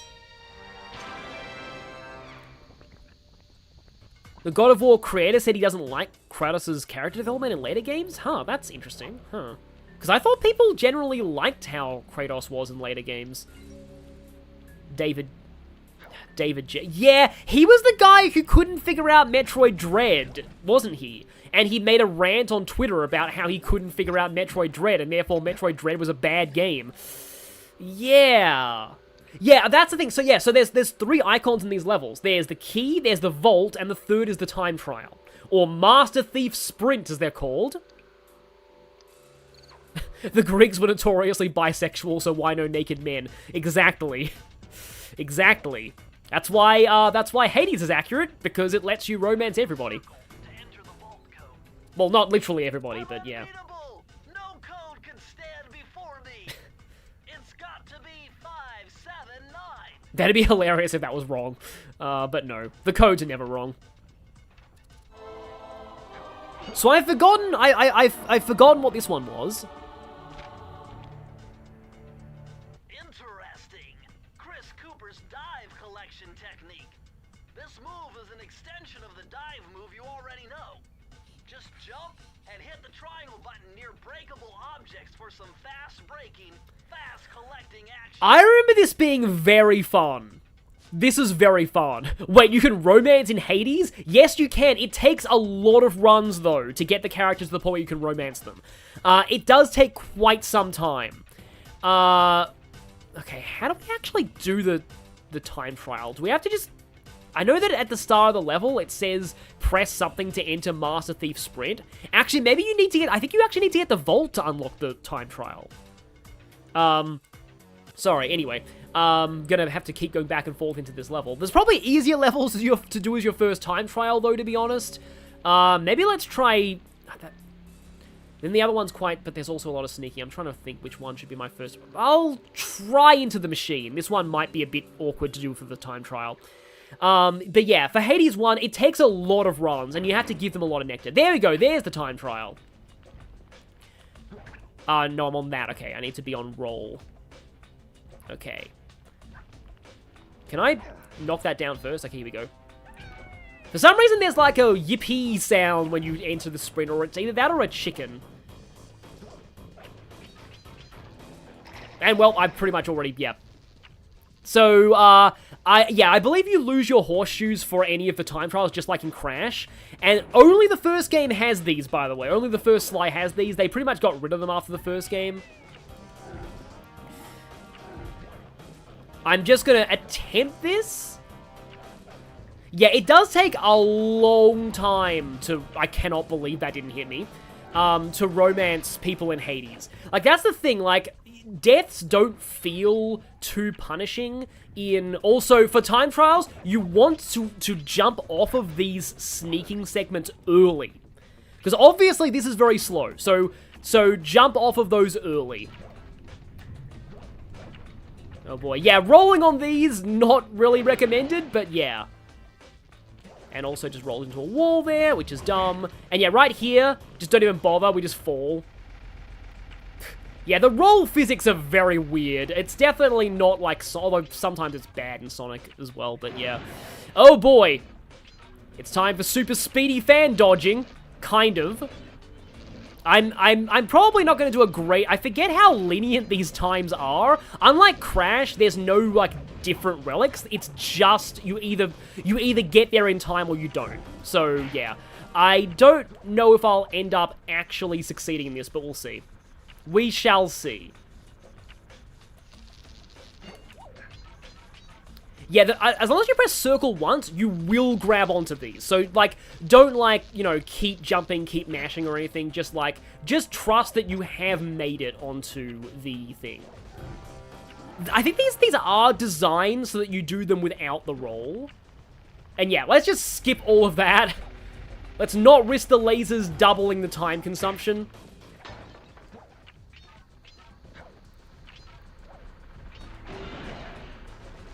Okay, now here I need to remember how you actually get up here if you're not hunting for clue bottles. Lol, okay. Yeah, I just need to get this. I do like the tar effect on this, and oh boy, I'm wasting a lot of time waiting for this pistony thingamajiggy. Grab onto that, jump, I'm probably gonna fail. It gets very stressful once you're at this point, and there's a pretty significant segment. Yeah, I'm gonna fail this. Yeah, at least you can retry these. The first level's generally the easiest to do the time trial on, and I kind of apologize for, I shouldn't apologize. I'm just mostly having fun showing this game off. Are we able to go back into, like, the intro stage? I want to see if I can, because, like, that level's pretty easy to get the time trial for. But, like, as you can see that time, it's not really that bad. But, like, yeah, you need to do this on every single level to get, like, 100%. Oh, they're necessary for the PS4 5 Platinum? Of course they are. Yeah. But, I mean, honestly, like, I'm not really that bothered by that. Because they're actually decently fun. A stealthy approach, yeah. You only find out the name of the first level if you replay. Yeah, here we go. Wait, no, we're at the end of the level, yeah. I don't know if there's, like, okay, maybe yeah. So we're doing this, like, backwards, but, anyway. I want to just try and show at least one of these, and yeah, hi there, NGB. Yeah, I really enjoyed this series growing up, so I wanted to show it on the channel at least once, because, I also wanted to actually have something to show for myself streaming today. So yeah, like, this series is why I got into Persona 5, because I saw the Phantom Thief aesthetic, and I was like, oh, this is literally just Sly as a JRPG. It's interesting how a lot of this level can be done backwards, but, anyway. Also, it's kind of cool how most of the water doesn't hurt you in the first level. It's like a nice introductory environment to this. Yeah, but they removed the dev commentary on PS3. You know what, I understand probably why, because that's made by Sanzaru Games and not Sucker Punch. Like the PS3 version. So, I get why they would do that. If I go all the way back and then it turns out that the thingy doesn't... Can we even actually get back out of here, to be honest? Like, can we even get back out of here? That would be kind of silly if we couldn't. That would be kind of hilarious if we couldn't. I honestly, like, Bentley would probably get on very well with Futaba. Maybe we can't actually get back. What happens if I do exit level? No, take us back here, yeah. Okay, well, that was kind of a waste of time then. Sorry about that, but, yeah, it's easier to, like, go back to the intro levels after you finished a world. It's funny that somebody... Oh, I know, that's a Regulus show, right? So I was thinking for a second that you were thinking of, like... Because I watched a video recently on OKKO Let's Be Heroes and how its portrayal of Sonic is, like, the worst version of Sonic in any media. So... Even though the episode itself was actually decent. But anyway, so sorry about that, wasting of time. Let's progress further. There's a little bit more of this first area. And I've, like, only gone for, Oh, right, you have to smash it, of course. Speaking of smash, let's, change to the dive. Because, I remember the dive being pretty fun. Oh, in the PS3 version, the rhythm boss is desynced? Oh, wow, that sucks. Astonishing! All my calculations led me to believe you had failed to knock out that generator. Never was good at math. Well, here's a real test for you.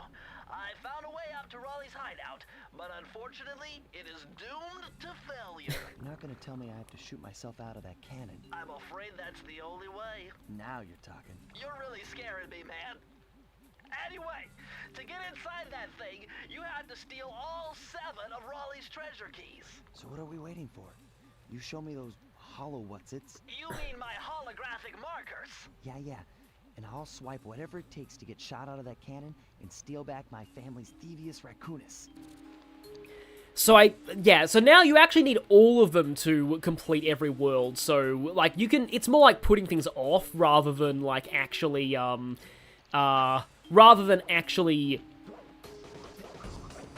one of these guys, huh? Rather than, like, actually some levels being optional. It's not like in Spyro where, like, you don't have to complete every level in a world. You do, but the levels are pretty short in this game. Also, speaking of which, this is a minigame level. There are several of these, and this is our first. You found it, Sly. This is where Raleigh's gang of crabs stashes his sunken treasure. Use your sub to blast them. The left analog stick controls the sub.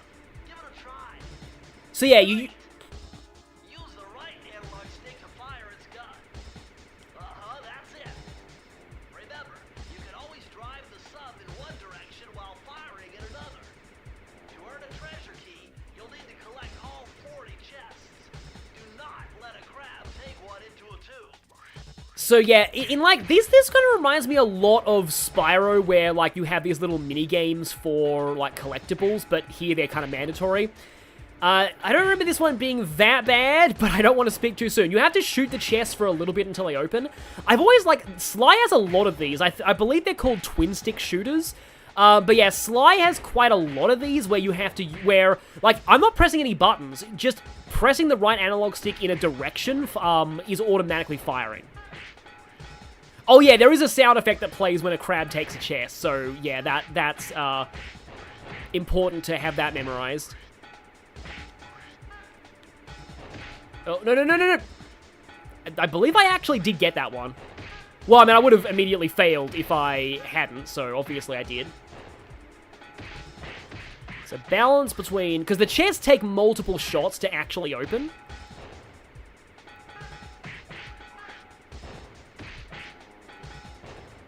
Obviously want to prioritize the chests that are close to the holes. The way, like, these crabs just burst into pieces as well, it is a lot like in Spyro, the crab enemies in those games. Nope. Ah, damn it. Okay, that was so close to the end. Oh, well. It all evolves into crabs. Yeah, I don't really know much about the regular show, but I do know that some of the characters look a little bit like the Sly style, I suppose. It's like the thing in the middle sort of blocks shots, though. That's like the problem.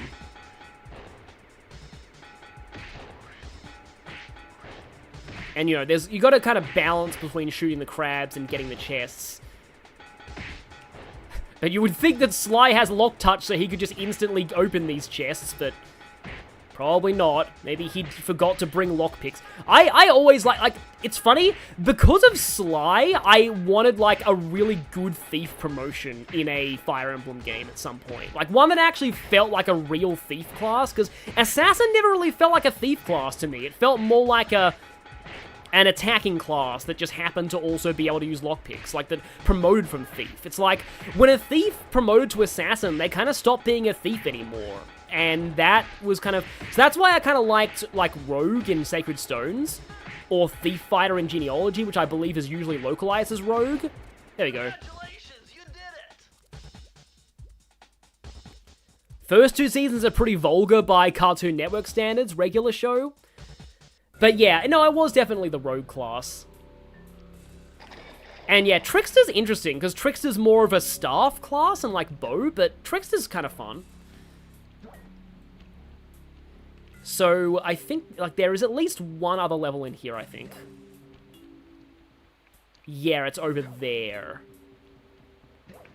And I think I know what level this is coming up. It has a very interesting developer commentary. Like, okay, yep, failure there. But this level that's coming up, it originally was very different. But I think, like, hardware limitations changed that. Like, this level was originally going to be very different. Oh boy, I think I do have one horseshoe. Hey, you. There you go. The gunboat graveyard, yeah, here we go. yeah, Adventurer and Fates as well. Yeah, I like Adventurer a lot.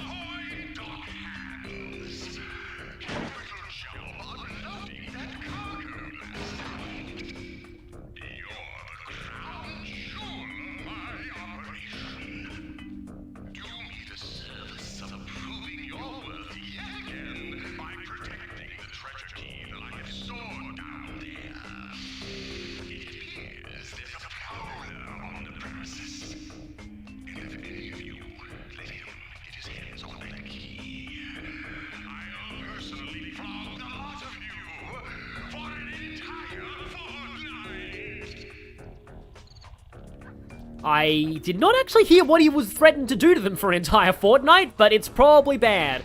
And it would probably lead to, like, microtransactions because, you know, Fortnite. Sorry, bad joke. You know what? It would be kind of amazing if, like, the target in, like, a...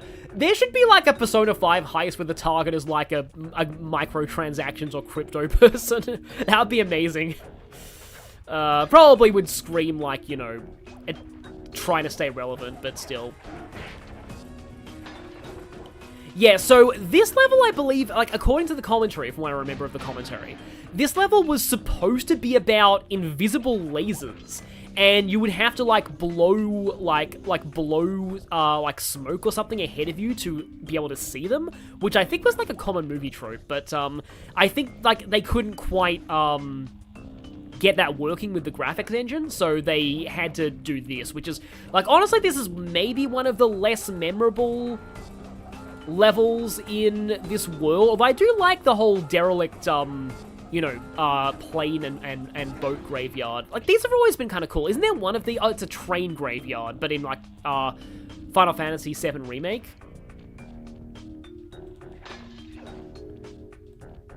Wasn't... Oh, yeah, no, Makoto did have a Crypto Bro quest in the cut content. I actually... Did I ever use any thieves in Three Houses? I mean, I guess I had Ash. Also, we have a random eyeball and a tube there. Not really sure why that exists. Because, like, Ash is, like... He has lock touch innately, so... Nope, that's just a coin. Yeah, it would have shown up on the Binoculcom if it was a bottle. Well, I mean, the thing is, P5X itself is a microtransactions game, so it probably wouldn't take a shot at its own market. There's actually a really fun upgrade to the Binoculcom, actually, that you can get, that tells you, like, the names of all the enemies, and it's they had some creative enemy names, I'll just say. Especially in the second world. Uh-oh. Yeah, so if... This is why... You don't want to mess with flashlight guards. They're actually brutal in this game. And they are completely ineffectual in the later games. They must have thought they were too brutal. You remember this is the only Master Thief sprint you actually did Shadow Coin because you did a massive skip on this level? Oh, that's cool. Yeah, I want to say there probably is a big skip you can do. Like, you might be able to get over there and get into here. I do like the way that they... Okay, that was accurate. Nice shot there, guy. That's like one of the first times I've actually died in one of these levels outside of the Master Thief sprint. I do believe it does save your bottles, though. Just like a lot of, like Crash and Spyro usually save your collectible... Okay. Thought I hit you there, but oh well. Hero is technically better for combat, but Assassin's on. The thing that I always found weird about Assassin in Three Houses is why was it Manuela's default class as an enemy?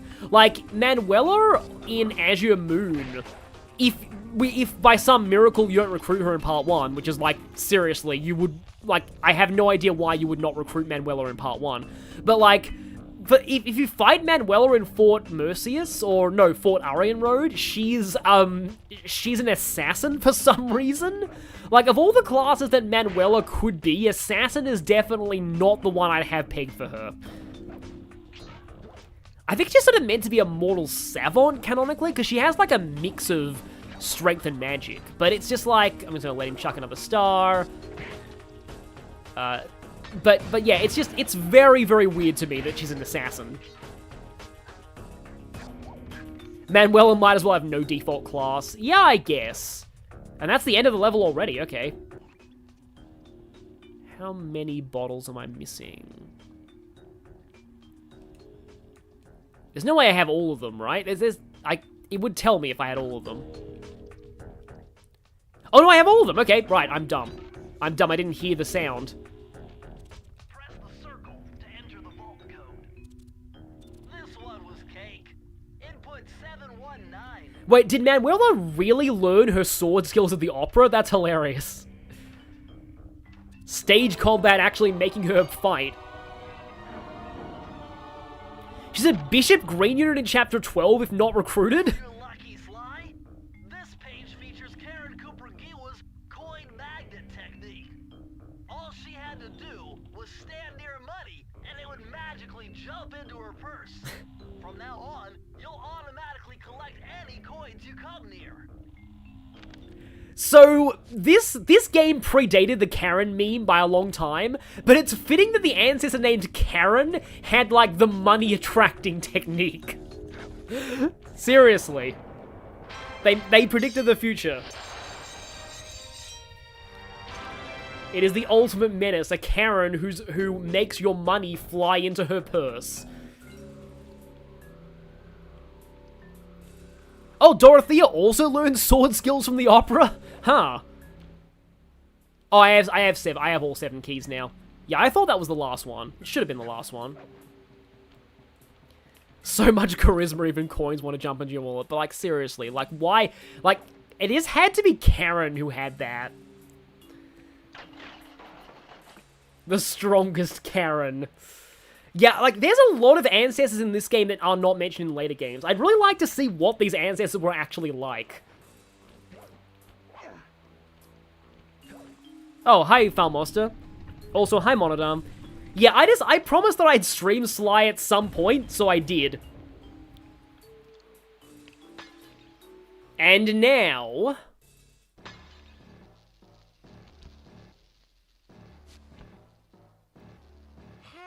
Delightful. We have a guest.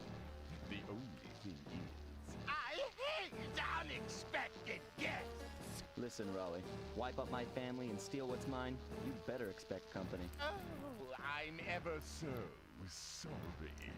How sloppy of me not to finish the job.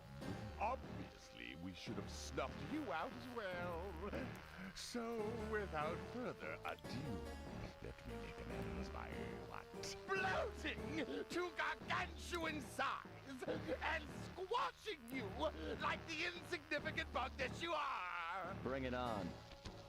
So, this is, in my opinion, the least memorable boss in this game. It's kind of like, I don't know, it's not my favorite, and in general, like, he's kind of fun, but he is pretty much the least memorable villain in this game, in my opinion.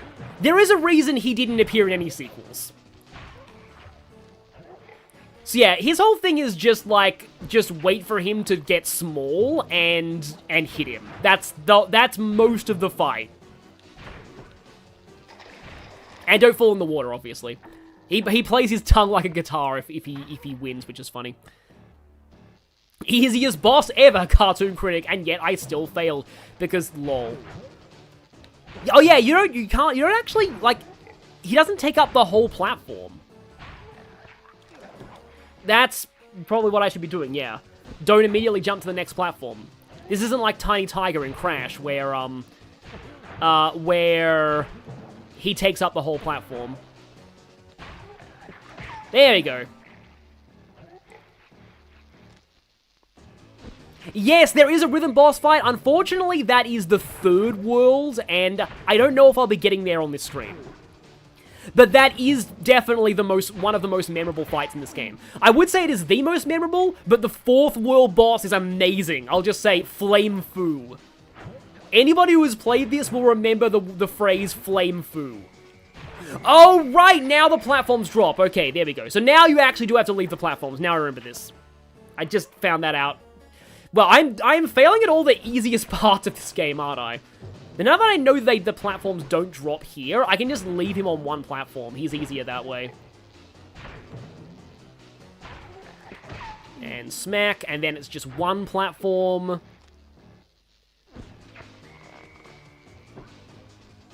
I guess also Ripperoo, kind of.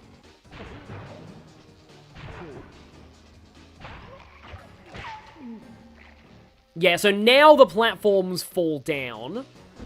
Again, it's that whole thing of, like, gradually incrementing difficulty. Yeah, they have those, like, red lights.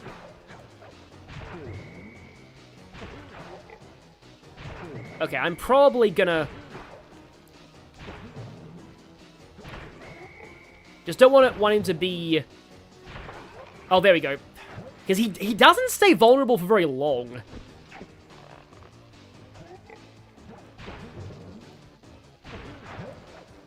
Three, 4, 5, 6, 7, 8. Must be 8 bounces, I guess. And then I remember in the last phase, he spins his tongue around. I do remember this one. Honestly, this is... Don't want to speak too soon. I think that's the easiest phase of them all. You've beaten me. Well, gloat all you want, Sly Cooper. You're no match for Mudshot, my villainous cohort in Utah. You will see. Mesa City is so well guarded, a snake couldn't slither in without setting off alarms. Raleigh's section of the Thievius Racoonus held detailed instructions on how to perform my ancestor Ryoichi Cooper's ninja spire jump, a technique he developed while sneaking into the thickly fortified castles of feudal Japan. Finding a way off Raleigh's boat got a little tricky with the untimely arrival of Inspector Fox, who, failing to find me, busted Raleigh and his crew. With the storm machine out of commission, boats found their way back onto the ocean, and the mystery of the Welsh Triangle faded from memory. My gang and I loafed around England for a while, enjoying the pleasant weather, and then headed back home, excited for our next heist. Took the liberty of pinning your mission map up on the wall. You can use it to warp directly to any levels you've already visited. Yeah, also what's actually funny is after you've beaten every world, you have, like, souvenirs from it. So you have the statues here, the keep out, and yeah. Yes, hot chick we've got. So, I will admit, a lot of those newspaper things do get a bit overly sexualized later on, and that's what a lot of people don't like. But, yeah. So, I could go back into into a stealthy approach and try and show the time trial here. Yep, that newspaper writer's definitely cancelled now. Yeah, that's one of the things about this game that hasn't aged that well. But, like, other than that, I definitely, enjoy it. But, oh yeah, the Uzumaki joke you made earlier is canon now. By the way, Ryoichi Cooper, when he appears in Thieves in Time, is voiced by Steve Bloom. Okay, granted, probably should have got a Japanese guy to voice him, but yeah. Ryoichi's pretty cool. The weird thing is, when I first played Sly 1... I was really surprised that Steve Bloom played him in 4, because I always thought Ryoichi was a girl. I don't know why exactly, but, like, in my head, like, you can't, like... I don't know exactly, like, if Ryoichi's a legitimate, like, Japanese name, or whether it's masculine or feminine, but, like, the artwork you saw there was pretty ambiguous gender-wise, so I always thought Ryoichi was female. So yeah, I was really surprised when they were a very deep-voiced male in the 4th game. Though the best ancestor by far is the one voiced by Sam Riegel. Tennessee Kid, who is basically Donnie, but with a gun. Donnie from Awakening, I mean. Donald. Oh, yikes, that's not good. Can I make this? Probably not if I set off the alarm, though. There is a later upgrade you get that makes the roll actually do damage. Well, yeah, that was definitely a fail. Oh, so it's not just you. Yeah, there are several people in the chat here who thought that Ryoichi was a girl. Yeah, I did too for the longest time. It took them being voiced by Steve Bloom for me to know their actual gender. Oh yeah, no, Sir Galeth is great. Sir Galeth is played by Yuri Lowenthal, and he's a gigantic ham, which is kind of like, you probably don't want to be a ham to be a thief, But yeah, he is amazing. He's another one of the best ancestors. Don't even know if you can roll in the water here. You probably want to spend as little time in the water as possible. At least a lot of these levels are relatively short, like time trials. You probably don't want to spend a bunch of time in the air either. It's the gates at the end of this, though. Like, going through these, like, gate things here. You really do not want to get stuck behind any of these, like that one. Yep, that was a bit too far. Probably should have gone the other side. Wait, Donnie and yeah, Sam Riegel. Which one did Sam Riegel play Donnie in Ninja Turtles in? Because there's a lot of versions of Ninja Turtles. Never really saw any of them, but I know that Pete Capella, aka Silver from Sonic 06, was in one of them, and he was actually genuinely good from what I remember. Yeah, might be able to save a little bit of time by rolling here. Whoa, that was a little bit of a close call, though. And that also sucked. Yep, don't roll uphill. There are some kind of weird physics on the roll. The 4Kids one. I heard the 4Kids Ninja Turtles was genuinely good. Like, really, really good. Also, I cannot believe what they got away with Baxter Stockman in that.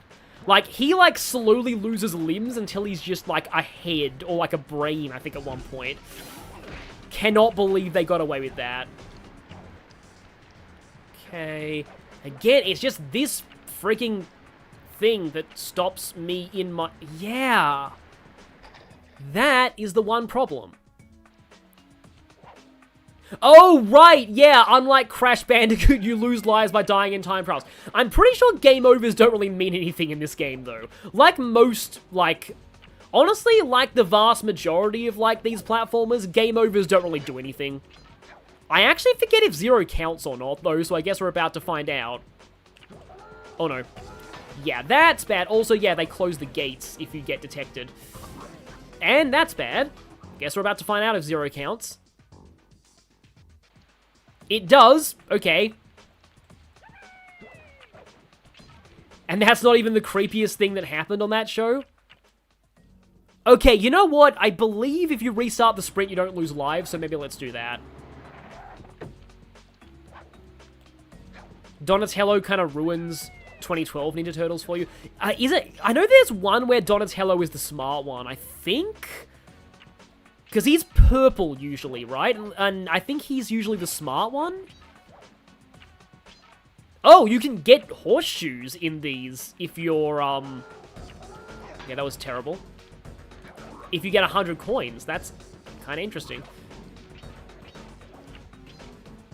Okay, I don't think I'm doing as well here as I was doing formerly. But maybe it means these, that was a bad roll. Maybe it means these things will be on different quote-unquote cycles. I don't know if they're on global cycles or local cycles, to use speedrunner lingo.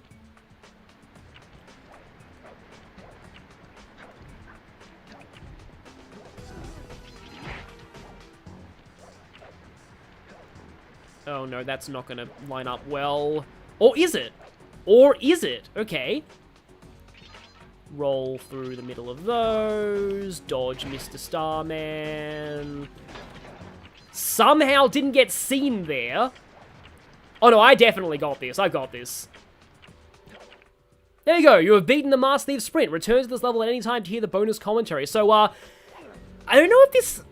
Again, like, it kind of worries me to an extent because, like, it does feel a little bit almost like plagiarism because it's, like, technically the developer's content, but do you want... I think I might want to... I'll show the commentary for the first level, just because, like, I'll let you discover the others for yourself if you want to play this game, but, like, the commentaries are very, very interesting.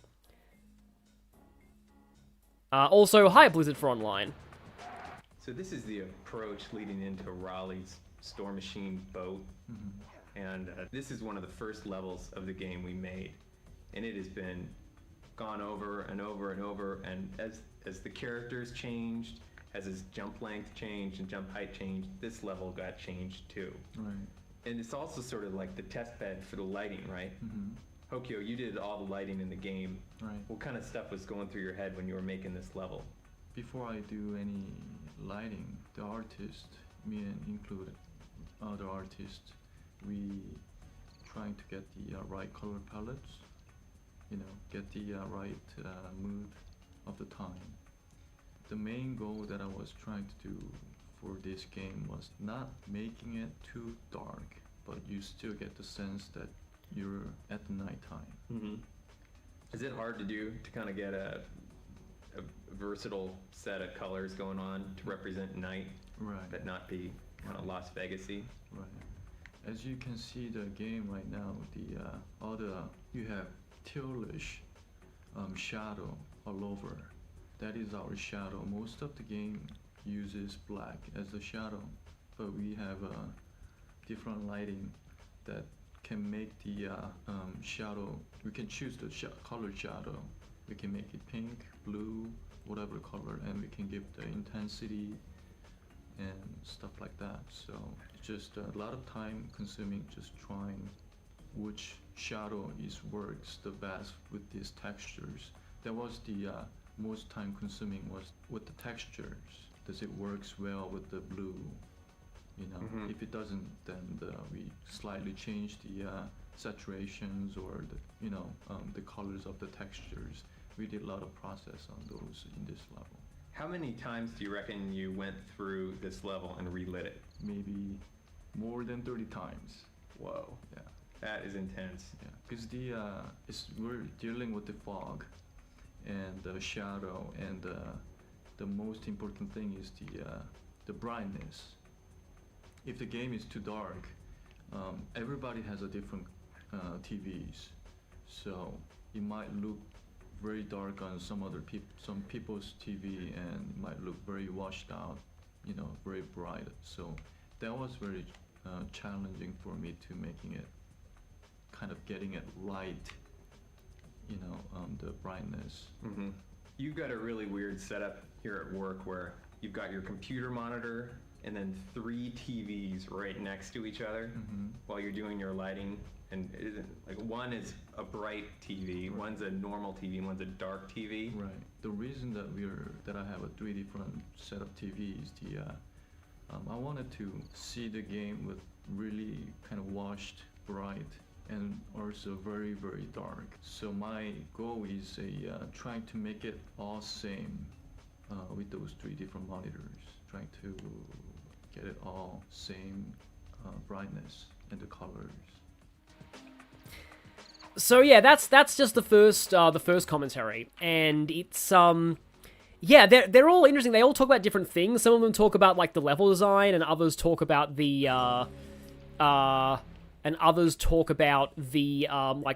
things like the lighting, or some of them talk about the characters. One of them talks about the voice acting as well. So there's a few.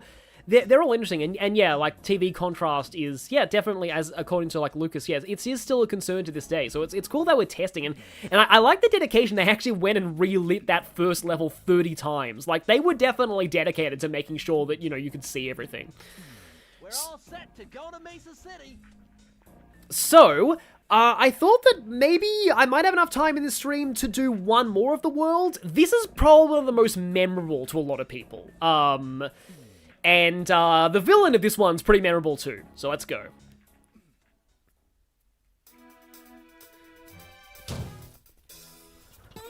It had been a while since I'd been back in the US. Next up, the notorious mugshot. Ruthless muscle of the Fiendish Five. What he lacked in brains, he definitely made up for in brawn. Turns out he wasn't always that way. He grew up as the run of the litter. A neighborhood weakling. The only friends he could turn to were usually found on the big screen. It was there that he spotted his first gangster, and he knew instantly that that's what he wanted to be. He spent the rest of his youth working real hard to get there, fueled on his dreams of great power and respect. With enough perspiration, he realized that dream. He'd become a hard-boiled, street-brawling, tough-as-nails gangster, ensuring that he'd never be picked on or pushed around again.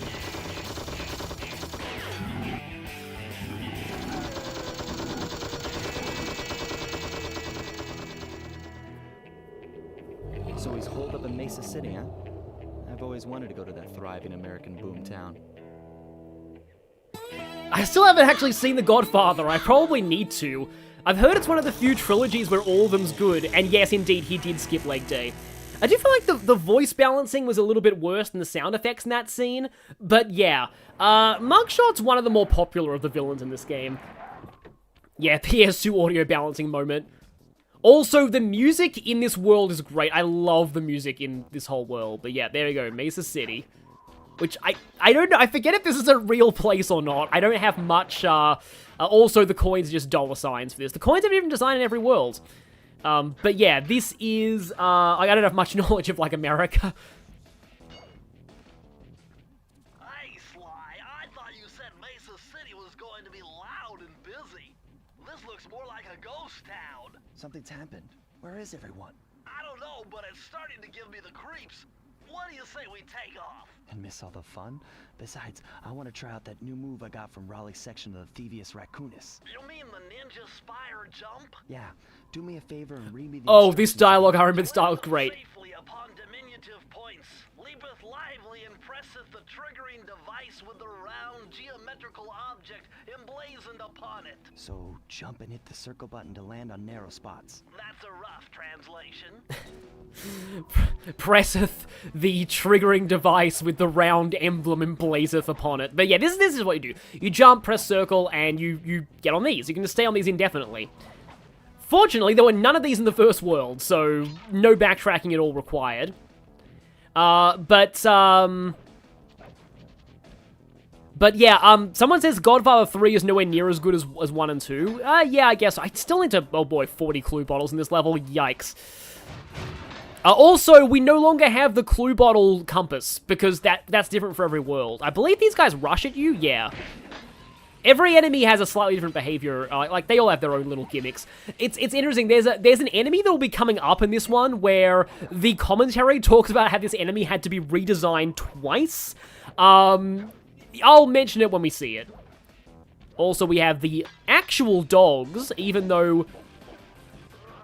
And they get launched back by their own leads. But yeah, for some reason we have both actual dogs and, like, anthropomorphic dogs in the same world. That's kind of a common trope that seems to happen sometimes. But, yes, okay. There's a couple of the bottles floating in the water here. Yeah, there's a different compass upgrade for every world.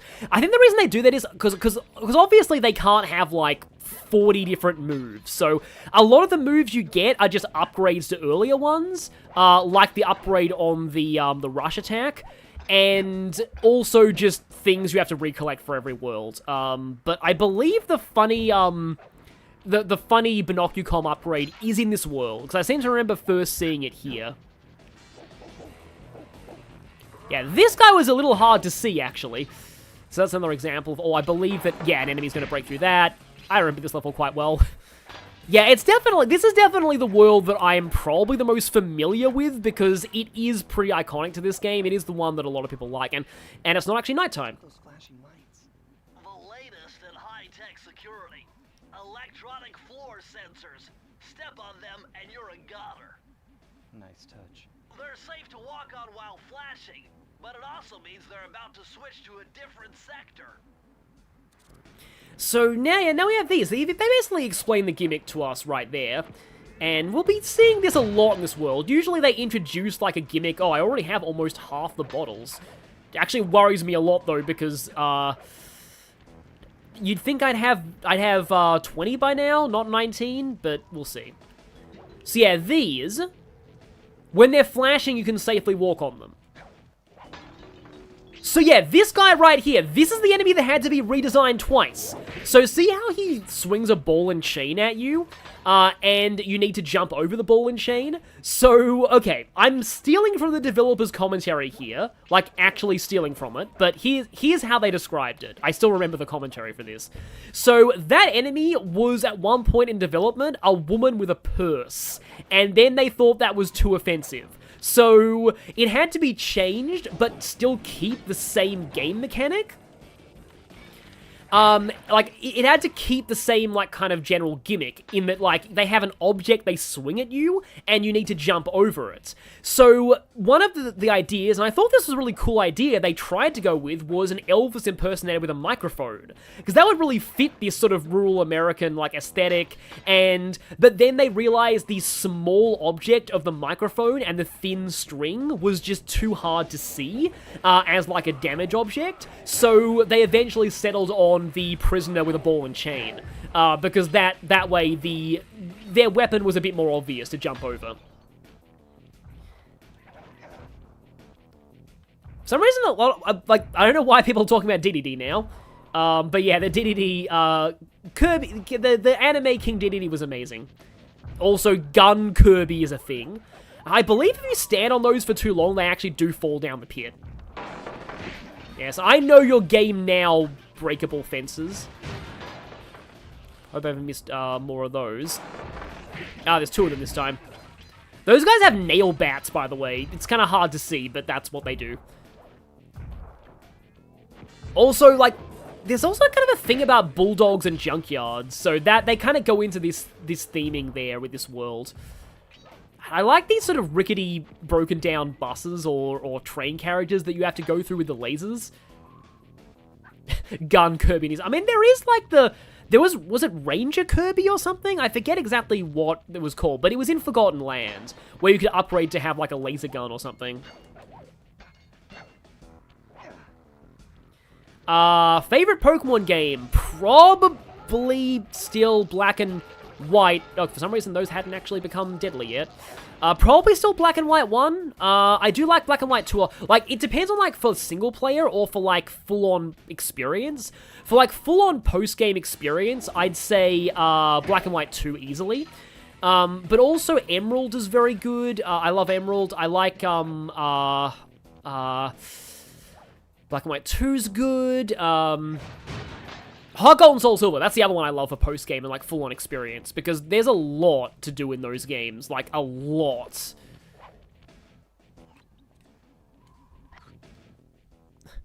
Okay, I'm only missing 5, and often they are in fairly obvious, like, clumps. Actually gonna need to turn up, speaking of the whole brightness thing, I need to turn up my own brightness here. It's funny, I'm having more trouble seeing in this nighttime level. Yeah, Black and White 2 are definitely good, good games to... oh, how did I miss that one? Okay. Well, actually, it was kind of... I had to look back around, that's why I missed that one. Oh, there's 3 of them there. So, the good news is I was fairly diligent about getting them before this point. I always used to call crushes like that. I always used to call getting hit by those crushes becoming 2-dimensional. Oh, there's the vault there. So it's a good thing that I, came back. But is there a bottle over here, or do I... Don't think I... Nope. Right, so I'm missing 1.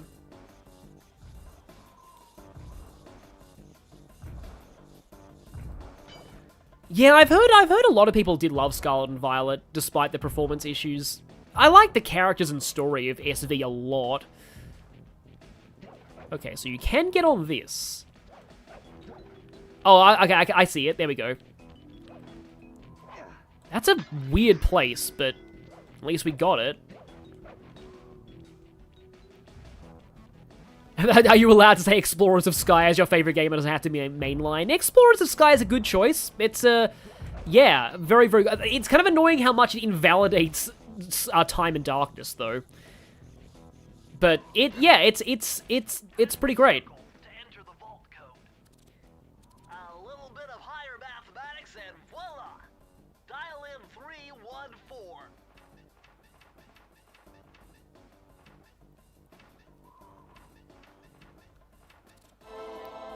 Yeah, people say Legends Arceus is pretty good too. I feel like bottles like that are the ones you're meant to use the sort of compass for. Outstanding!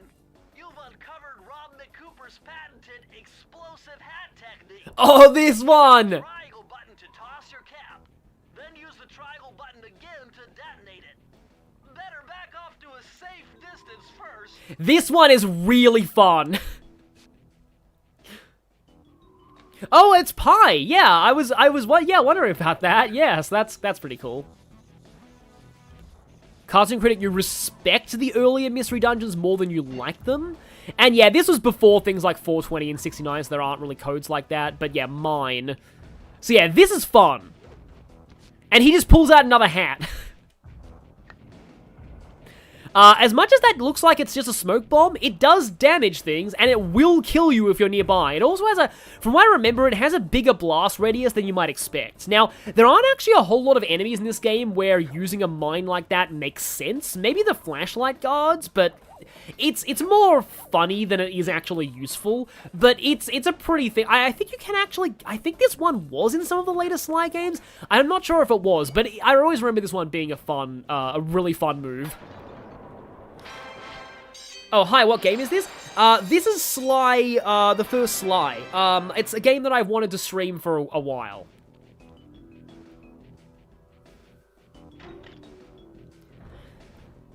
Games are cool, they exist, but you cannot actually play them myself. That's me with a lot of fighting games. Like, I respect people who are good at fighting games, but I suck at them so badly.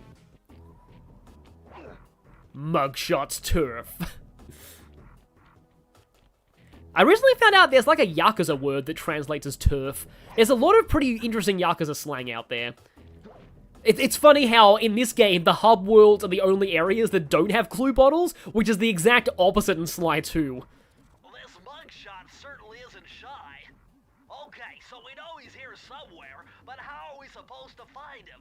Mesa City is a big place. Given that he's a bulldog, it seems only reasonable to assume that he'd choose to live in a giant fire hydrant. Okay. That's some sound logic, Sly. Now you just need to find a way to break into the building's base. Oh, I'm sure I'll think of something.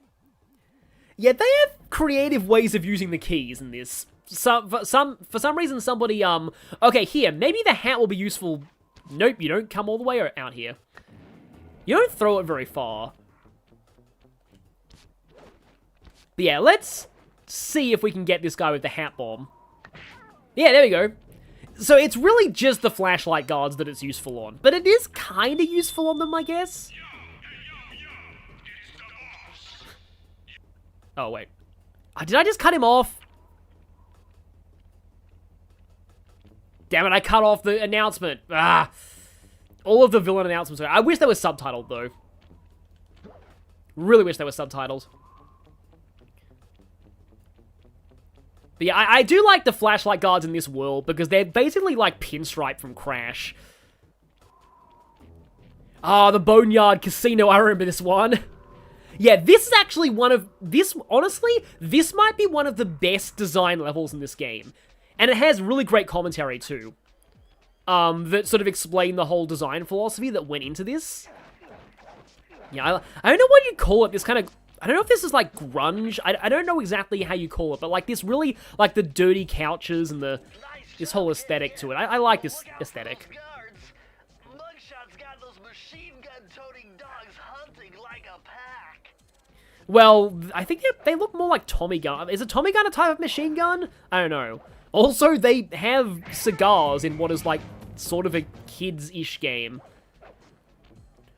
Oh, they react to... Yeah, they were not wrong about them hunting like a pack. They react to some of their own going down. Okay. Can I get them both? There we go. Unfortunately, I don't think these slot machines are playable. Oh boy, that guy's running. Yeah, that is interesting that they respond to the other ones getting taken down. I forgot they did that. Okay, I think these ones are breakable. There we go. Yes, who needs gambling when you just break open the machine and get all the money in it? We're just, you know, liberating this dirty money. Wait, you need to take out this first set of guards undetected with the mine hat for a bronze trophy. I like that they actually are, you know, giving the power-ups like the mine hat like a purpose for the trophies. That's cool, honestly. So yeah, the flashing is your cue to switch lanes there. That's actually really, really fun. Yeah, I guess Fallout New Vegas would make sense for, like, this kind of style. No, I think you are supposed to take these guys out. Or you're supposed to just walk over them, like this. Yeah, it's funny. The flashlight guards are weirdly smart in the first game, and they're incredibly dumb in all the sequels. So that's interesting. But yeah, you need to wait for this to go down here. Let's go gamble! Oh, never mind. I mean, at least none of the machines are playable, otherwise this game would get an 18+ rating in Korea, or maybe even Europe. Yeah, that's always been sort of like... I get why, because, like, here's the thing. Something that I found an article recently that's like... And I don't want to get too into, like, you know, politics or anything, but, like... Australia has a big gambling problem. And, like, gambling is kind of like Australia's equivalent of, like, guns. Because a lot of people want it more heavily regulated, but the gambling lobbies are just so powerful that they're just gonna, you know... Like, let's just say, there is a reason why casinos and, like, gambling stuff are often targets for thieves in heist movies. Like, there's a reason why a lot of heist villains are casino owners, like this guy.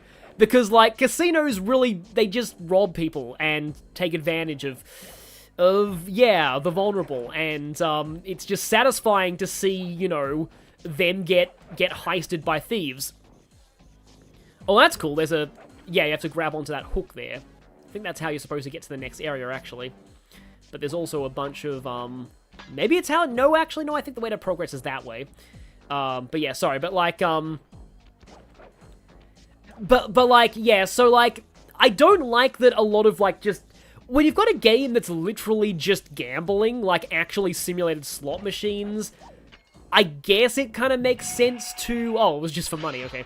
I guess it makes sense to, you know, to either rate it highly or censor it, but, like, also, things like the Game Corner, I honestly think are fine.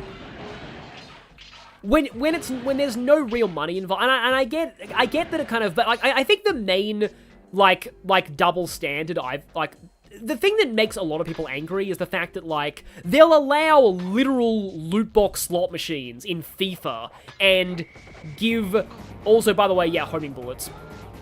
Homing bullets, that's a thing. Yeah, this is why you don't want to even attempt to fight these flashlight guys.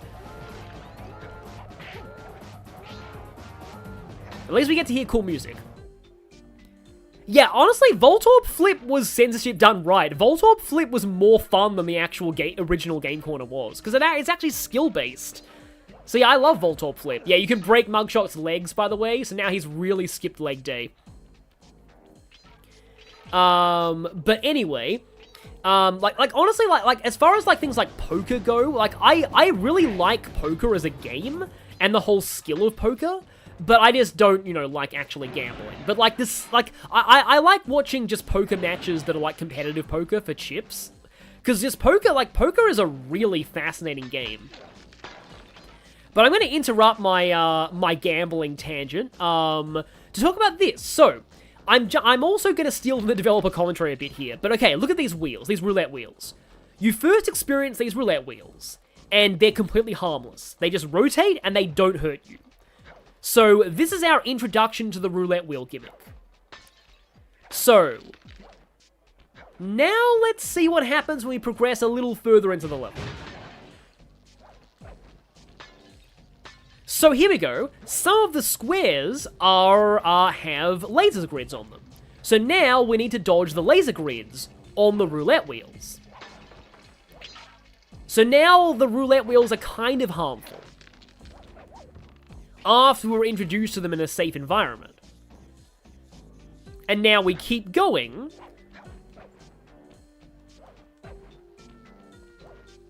Oh, right. Need to pay attention because these guys are actually bad. So now you need to be more careful because there are lasers on part of the wheel. And so if you take too long on the wheel's rotation, you'll be pulled into the lasers. So this is classic Kishore Tenketsu design, if I'm pronouncing that right. because now the roulette wheels are spinning in the opposite direction. Here's like the twist that brings everything together. They're moving a bit slower, but they are in a direction you're not used to. So, yeah, that's how that works, and they talk about that in the commentary. They intentionally designed it that way. Oh, actually, this is pretty fun, but firstly, let's get the safe. Press the circle to enter the vault code. Man, I'm getting swift with deciphering these codes. Dial 338. I feel like I've heard 338 as a code in something before. Hi, Louis RPG. I'm doing this as like a test stream after Persona 3 died again. Okay, this page is from your hyperactive ancestor, B.F. Cooper. He discovered a way to speed up the clock. Perfect for those long stakeouts. Just hold down the triangle button to use it. I forget how useful... I'm not sure how useful this one is, but it's pretty fun. So, like, for example, if you want these roulette wheels to go faster... Yeah, you press it once to toggle it, everything now moves faster. It's, again, I don't know how useful this is.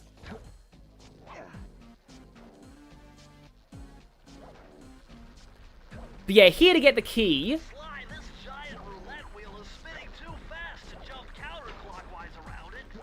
You'll have to jump in the other direction Oh. to try to land on the green section. Yeah, it is true. You can't actually jump counterclockwise. Okay, well, kind of. You can sort of angle yourself a little bit.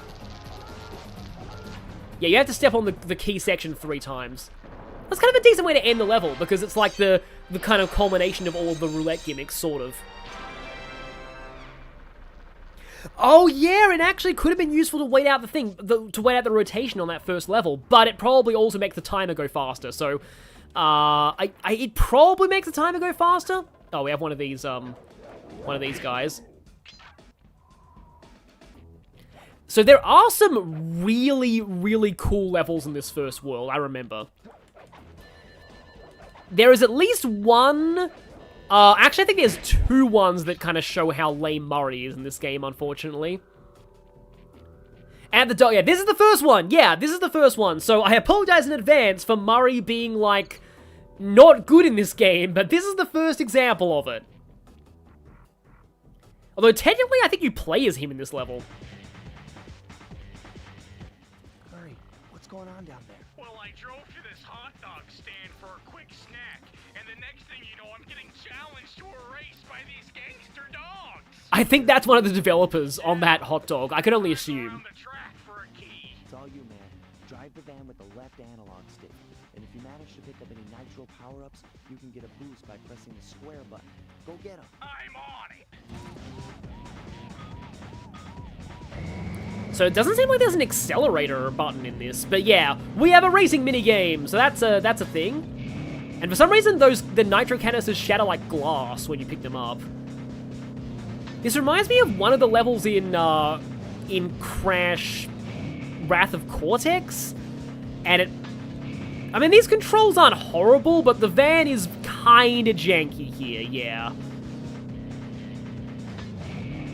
I do remember, like, this music kind of stuck in my head when I was younger.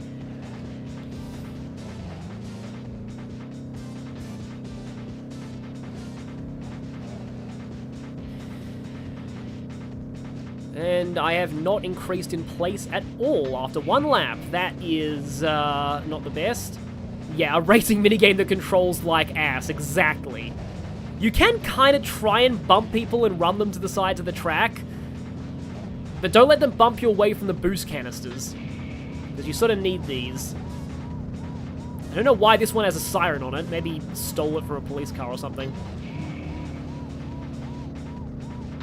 Okay, so we have, we've got a little bit, we have 2 more people to pass, but the question is, can we do this in the last lap? I think it's just grab these. I wonder if you can bank these for later though, because there's a counter for them. But I'm just using them as I grab them, which basically just makes them boost pads from Mario Kart if I'm using them as I grab them. And I use that one right into a wall, which sort of sucks. I don't know if I'll actually make it this time. Okay, I am in second. So now it's just a matter of... Don't know if I'll get this, though. He might be a little too far ahead. We'll see. Because I think the goal is a bit close-ish. No, I don't think I'll make it this time. Yeah. At least there is a handy restart race option.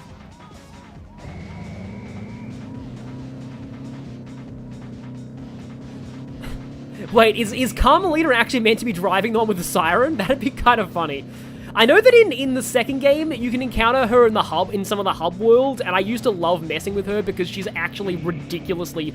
So, like, she's actually, one of the most powerful beings in this universe. She's basically invincible, and she one-shots everything. So it was fun luring her around the map and getting her to fight enemies in the second game, but you don't do that in this one. Taking these corners, because you sort of, like, lose almost all your speed when you turn. Yeah, sharp turns are bad in this. Oh, look, there's a poster on the wall for what looks to be the, one of the later bosses in this game. So that's kind of cool to know. See, I do wonder if I can bank those boosts for, like, later, but if I don't use them immediately, I just don't really gain on anybody. Okay, we can take that corner a little bit more tightly. Yeah, the Canada stage in Sly 2. I remember that very specifically. That was the one where I would just lead Carmelita around the entire map and just have her just fight all the guards. Oh, I think one of the other cars got the boost. And I went straight... Well, nope, that was short-lived. I was like, hey, I went straight into second place. No, also, I believe that purple car was, like, one of the later placing people. I think that's supposed to be a mariachi band, actually. Oh, yeah, I'm restarting this. I think there's, like, only one more of these races in the game. There's this one and there's one other. Oh, the opponents can get those, huh? Wow, okay. Oh, but then they sometimes boost into walls. Right, interesting. Yeah, maybe I should try saving these, because I do sort of gain on them without them, kind of. Well, I just completely missed that one.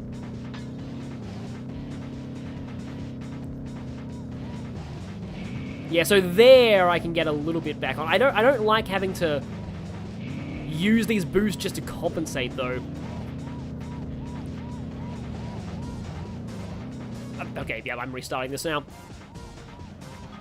Yeah, a modern Lupin game would be really cool. I agree, but I don't know if there's any of those. Like, I mean, this and Persona 5 are basically the closest you can get. In fact, I think they do, like... So, it's funny. So, in the develop... I remember quite specifically that in the developer commentaries of this game...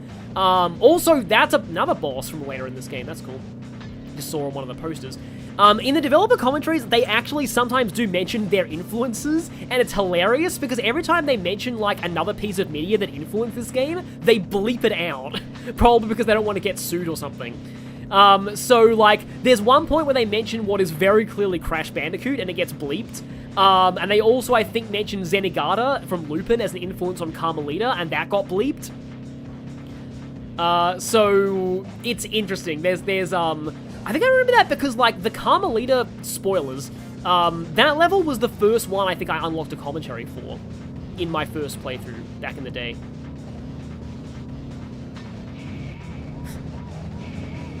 Oh boy, that was not great.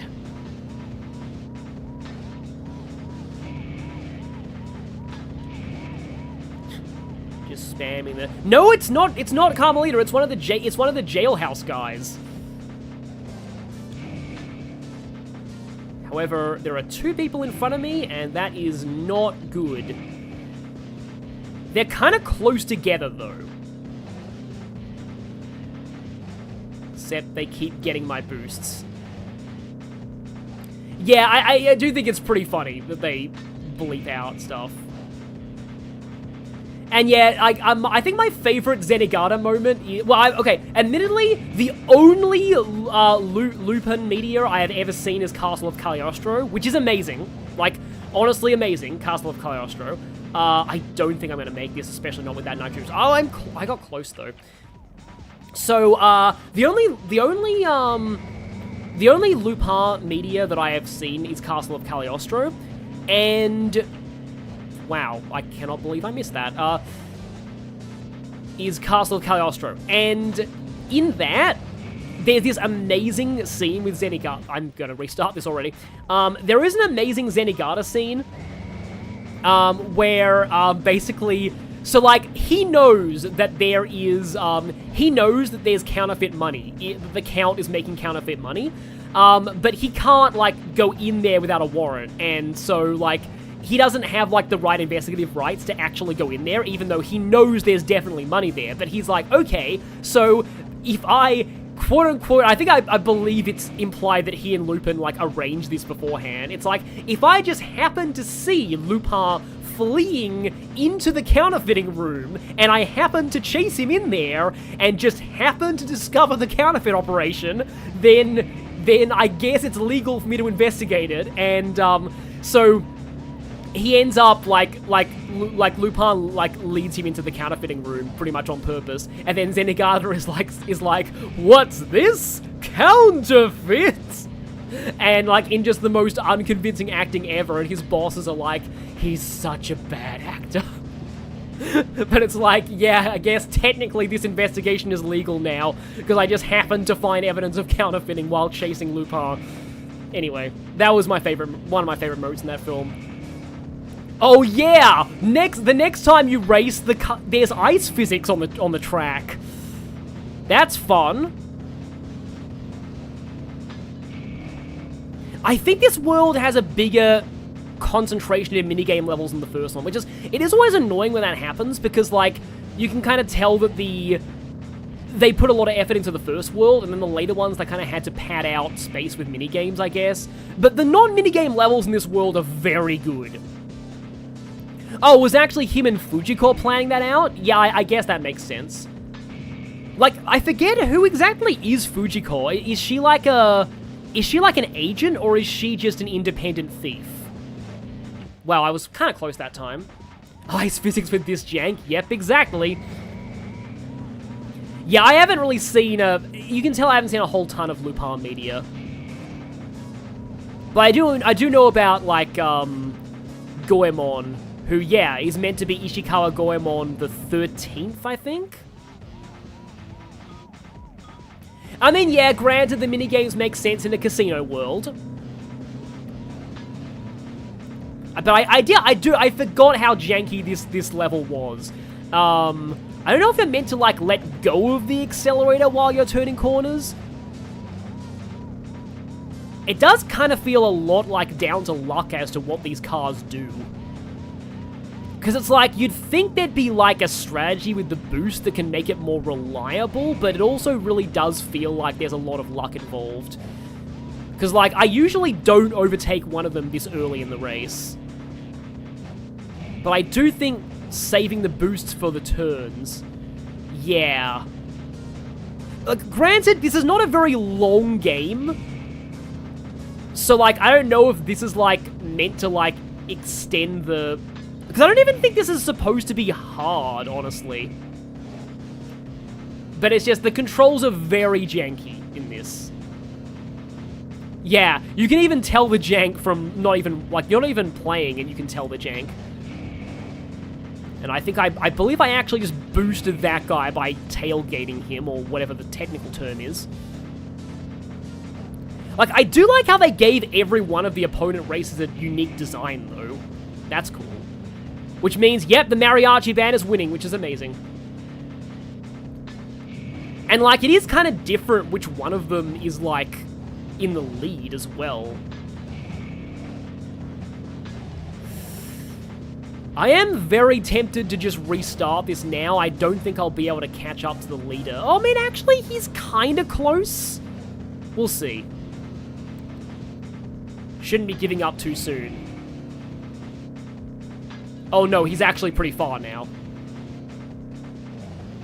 Yeah, nope, that's too close to the end. Rear ending, yeah, that's the term. It's like Mario Kart without the polish, I guess.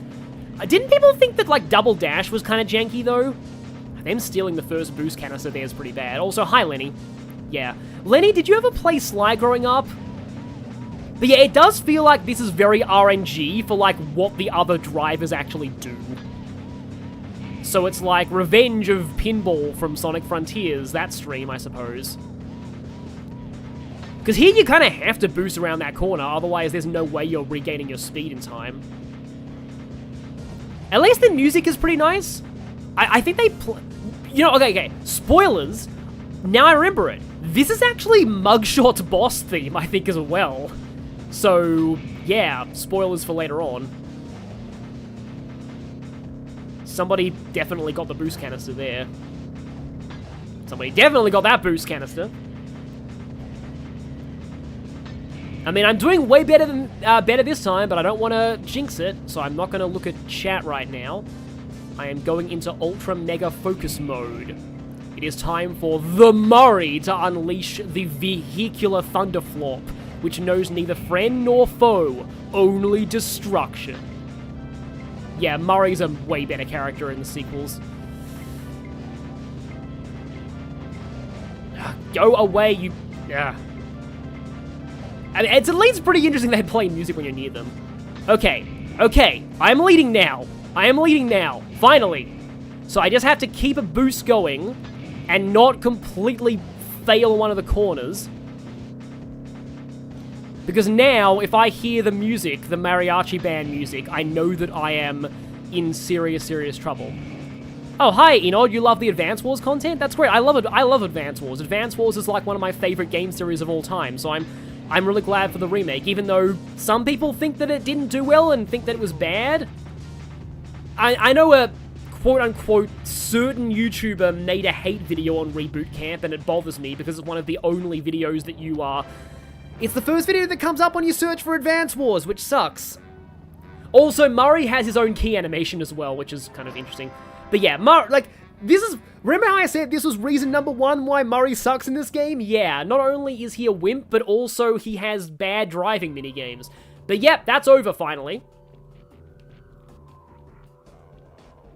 Well, that guy turned around quickly. So... Oh wait, no, I have 3, so I can open the car now. I forget if there's another level in this section of the world, though.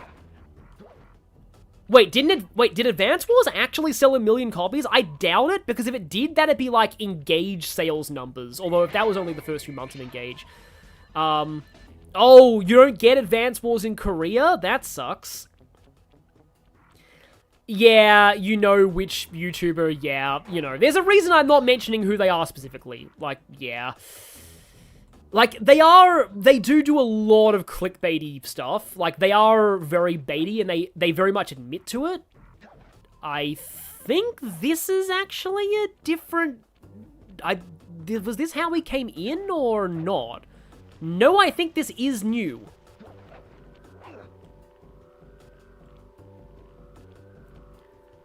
You earned that hot dog, Murray. Yeah, I like Murray. Speaking of Murray, Murray's Big Gamble. Another Murray minigame level. Murray is in position to make a run for this key. Okay, so what do I do? Provide some covering fire for him with that blasting station. Sweet. Use the left analog stick to aim and press the square button to fire. I'll do my best. So, oh yeah, let's not discuss what that other YouTuber did. Like, let's not do that. So, this is why also Murray sucks in this game. It's because in this game, he's an escort mission. He's a complete wimp and, oh, these are reverse controls. Okay, right. I think there is friendly fire on this too, from what I remember. I also forget if there are even checkpoints in these. Wait, no, are there? Also, don't shoot those. Don't shoot those hazmat sign things. They will damage Murray. And I believe Murray only has like 1 hit point in this. Also, this is interesting. You kind of have to keep an eye out because there are enemies in these train cars. And he came out with a guy chasing him. Yeah, there's some funny set piece in these. He also has a... And that's why you gotta be careful, because, yeah, that does damage him. But at least he did have a horseshoe. That guy we saw in advance. Yeah, he said that. Ah, that was a false alarm. Yeah, that was just a jump scare. But now there's an enemy. Thankfully, that electric wire is not a threat to him at all. I love how he waves at you when he goes up these, though. But yeah, so, like, these whole sections are always just, like... They make, like... This is, like, why... Because, like, in the sequel... Murray is, like, the strongest member of the team whose missions entirely center around combat. And, like, he would take on all of the... Like, there is literally a mission in Sly... Oh, I got that first try, nice. There is literally a mission in Sly 2 where Murray just fights an entire prison cell of enemies on his own. Like, it's just, like... It's just really weird how Murray is in the first game. Because, like, people are talking about how what role Murray would be in the P5 Phantom Thieves. Ryuji. Like, Ryuji is the muscle, same as him. But, like, in this game, he's the driver, like, the getaway driver, but also a complete wimp. So, it is implied that he went through character development between 1 and 2 and trained himself and got stronger. But, like, it is weird seeing Murray being an escort quest in this game.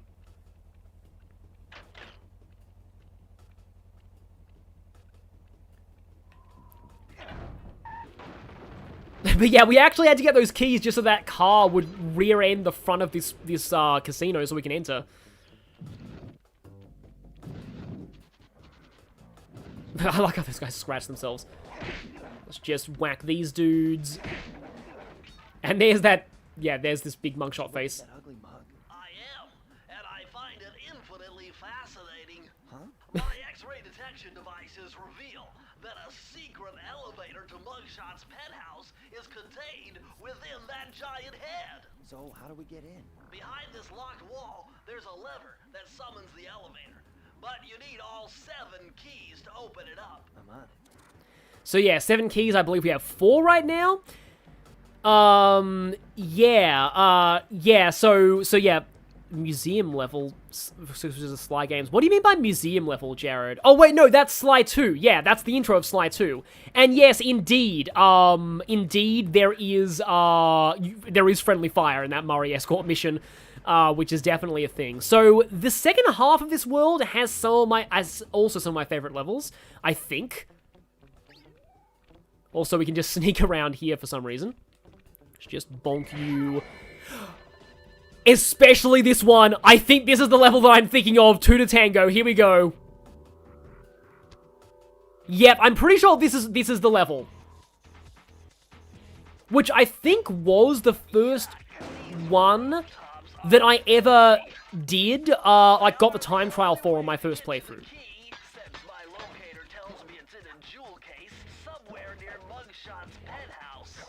Of course he has a penthouse. Brilliant Puncher says what really killed Advance Wars was the delay. Yeah, definitely, I get that. It's kind of unfortunate. It's like, yeah, but I still like, okay, I admit that, like, you know, some people might not like the art style, but the main gripe I have is I wish a lot of, like, the characters, like, comments, because they give random comments on, like, if you're killing their troops or if they're doing well. Even in War Room, I wish there was a way to turn that off, because they kind of waste time if you're just playing War Room. But other than that, I really like the game. But yet, here we go. The reason why I'm hesitating is once we climb up onto this roof, something's going to happen. Well, look who just walked into my crosshairs. Sly Cooper. About time you showed up, Miss Fox. I was getting worried about you. Thought you took a wrong turn somewhere back in Paris. The only one making wrong turns is you, Sly. I'd suggest you surrender before I paralyze you with my good friend, the shock pistol. Now see, a girl whose best friend's a firearm's got issues. That's actually a good line. Dancing. I think I can help you out. Sounds romantic. As long as you don't mind dining in jail. Nah, I hear the service is lousy. Once I catch you, you'll know for yourself. So, yeah, okay, we're quote-unquote... I wouldn't say we're fighting, but, like, I wonder if here the slow motion jumps would be useful.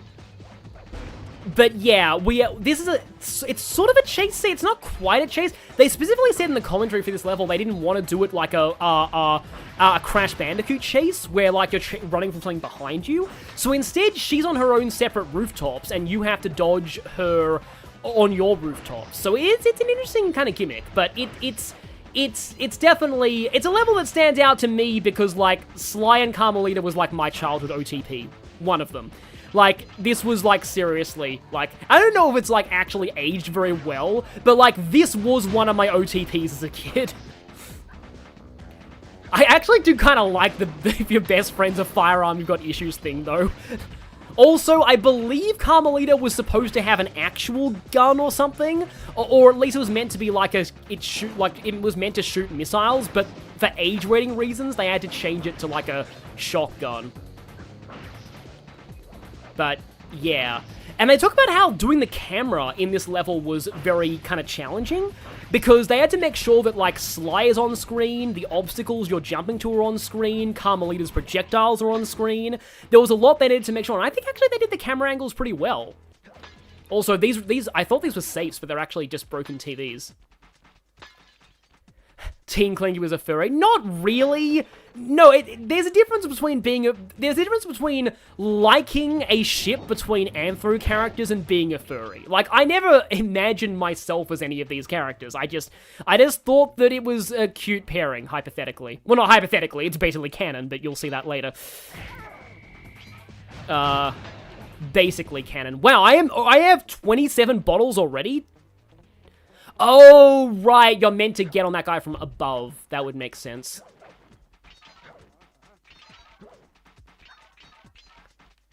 Like, I remember, like, in a video, a YouTuber also got kind of, yeah, had controversies, mentioned that he theorized that, like, a lot of films like Disney Robin Hood growing up turned a lot of people into furries. I don't know. But, like, I don't know what the reason for it is or anything. I probably missed one of them earlier back. It would be really annoying if it turned out that that this level has the compass, the clue bottle compass, which I'm suspecting maybe it actually does. It's not on top of that chandelier, is it? Nope. Okay. Yeah, there's some pretty decent, like, that's not a theory, that's part of furry canon, yeah, I guess. I honestly, to me, the only canon that I have is that Disney's Robin Hood is the past of, Zootopia. That Robin Hood is canon to Zootopia. I love this because she shoots out the platforms under you in this section. It's just, like, I don't know, this is always one of my favorite levels. And again, it's shipping bias, but also, it is a genuinely good level. And it's also kind of cool, because her first shot will break the windows, and the second will break the platforms you're on. I highly doubt there are any bottles in this sequence, unfortunately. So I may have missed one. Of course, the first level where I don't get all of them on my first try, because pretty sure that backtracking right now would be hazardous to your health, is, like, my favorite level. Can't really blame furries for clinging onto this couple. These two seem like a fun pairing. They are. Maybe I should write fanfiction for these two now. Because how the fourth game treated them was bad. So, like, yeah. Oh, right, you have to break this. There we go. I'm going to hunt you down, Cooper. You can't run forever. And, of course, she just happened to stand on the balloon that was flying away. But yeah, I'm gonna have to replay that level. Yes, because because it's, like, my favorite level. So we're gonna have to do that again. Oh, there might have been a safe, okay. Yeah, a lot of people headcanon that Nick Wilde is Robin Hood's descendant. Which feels a bit cliche to me, but yeah, maybe, I don't know. It could work. It's why it's similar to the whole idea that I don't like Rex being Adam's, I don't like the idea of Rex being Adam's descendant in Xenoblade 2. I feel like Rex should be, like, a hero because he's his own person and not because he's descended from one. Now, does the dialogue play again? No, it doesn't. So sadly, that amazing banter is only like a once per playthrough thing. So I'm gonna have to keep an eye out for the safe this time. The idea of using like old mattresses as bounce pads is actually cool to me as well.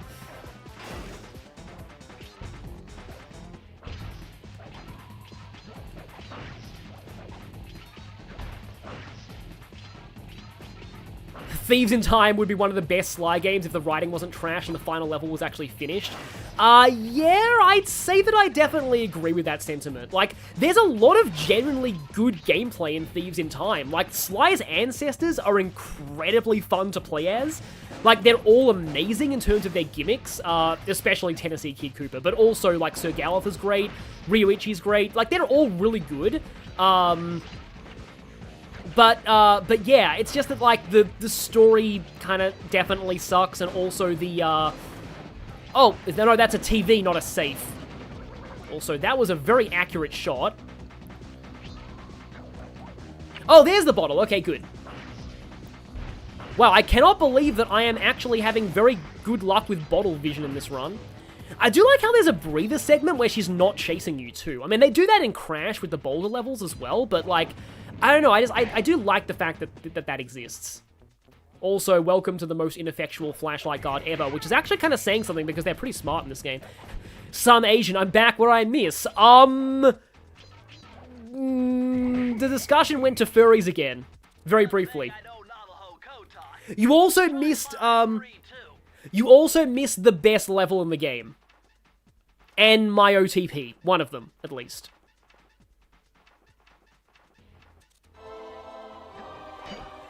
Yeah, honestly, I do feel like Sly 3 hasn't aged well in some regards. You found the blueprints for Mugshots additions to Mesa City. Yeah, I knew it! This was the bottle compass! Of course, yeah, I remember. Clues and breakables. Just look through your binocucom to get the information.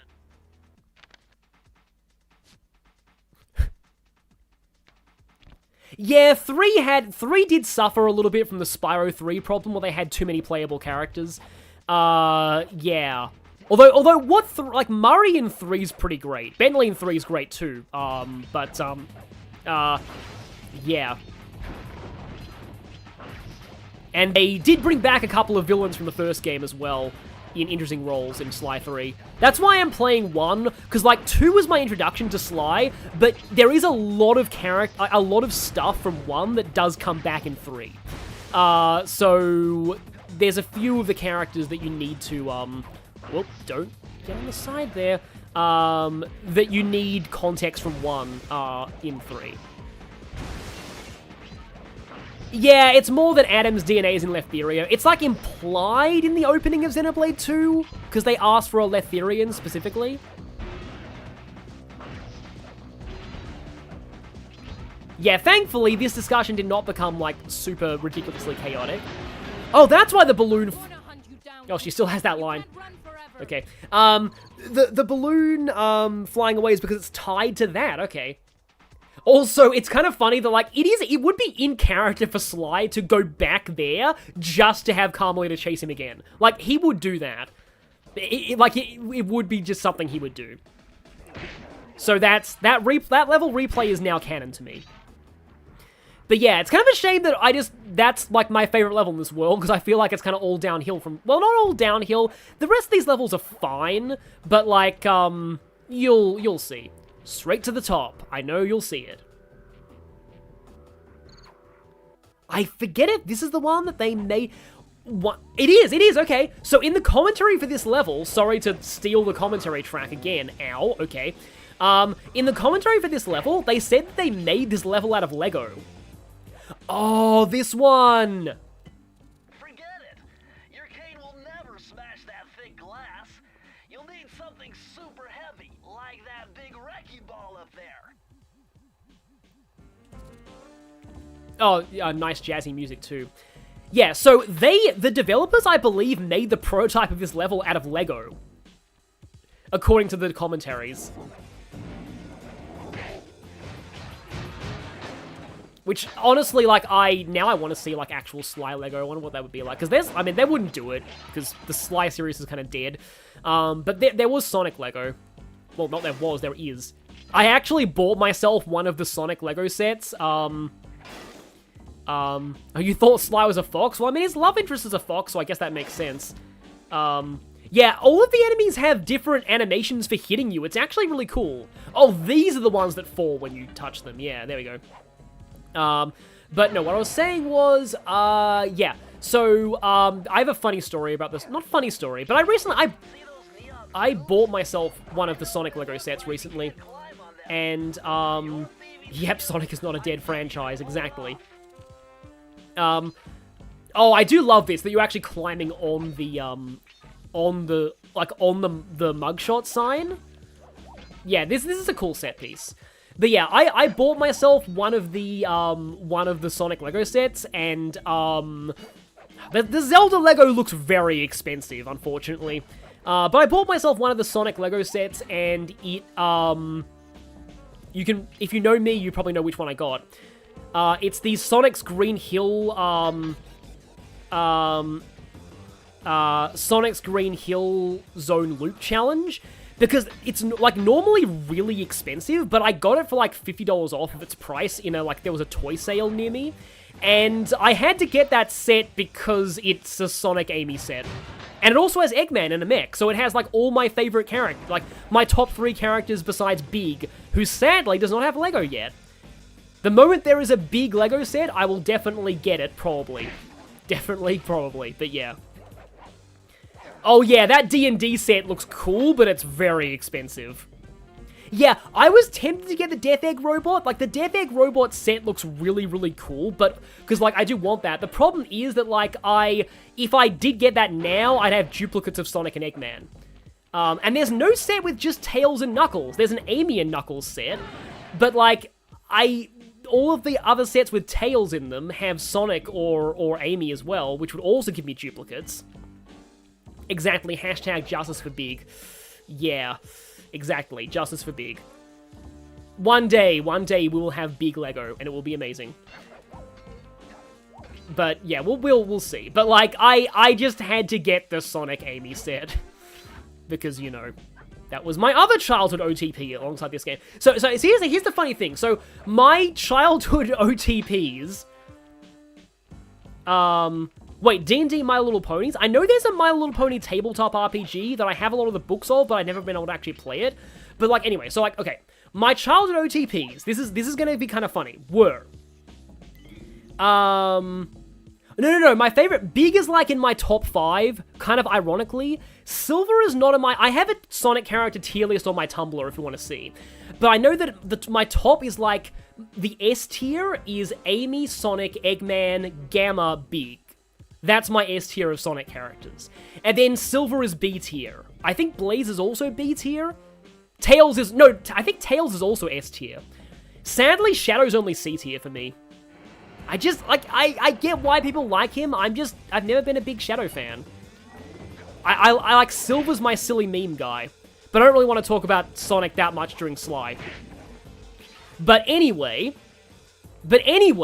my childhood OTPs were Ash and Misty, Sonic and Amy, Sly and Carmelita, and Ratchet and whatever girl the game was shipping him with that year. Because why did they give Ratchet a new love interest every game, instead of just having a consistent one? Because, like, it's funny, I would say that I liked Angela Cross, but, like, thinking about it, Angela is kinda Edelgard-ish. She's like a character who's like on the enemy side for the first half of the game, but it turns out she was a well-intentioned extremist, but she also kind of implicitly killed a lot of people. And then she's treated as a good guy after the half. Let's not get into this any further. Like, I feel very hypocritical for liking her, but like, she was another Lombax. It also sucks that she got damseled right after, like, because she was a major boss fight for the first half of the game. And then the moment that she reveals her real self, she like, becomes incompetent as a fighter, which sucks. And then there's...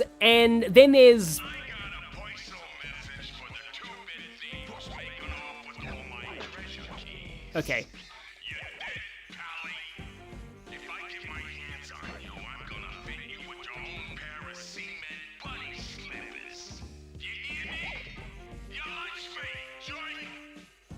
Oh yeah, that one's pretty short, but I love how they lean into all of, like, the Brooklyn gangster stereotypes with this guy. But anyway, I had the trinity between Sly, Crash, and Ratchet, yeah. All but the last one doesn't surprise me, Derek Silver? Okay. What is it with being compared to 8? I'm sorry. I'm sorry, it's just 5 years later, and I just, that character just destroyed my brain. Which probably shows that it's good writing, but still. I remember what this does. This breaks into the wall. This level has a pretty nice theme, too. It's pretty understated, but it's cool. Now I need to get rid of this card dealer.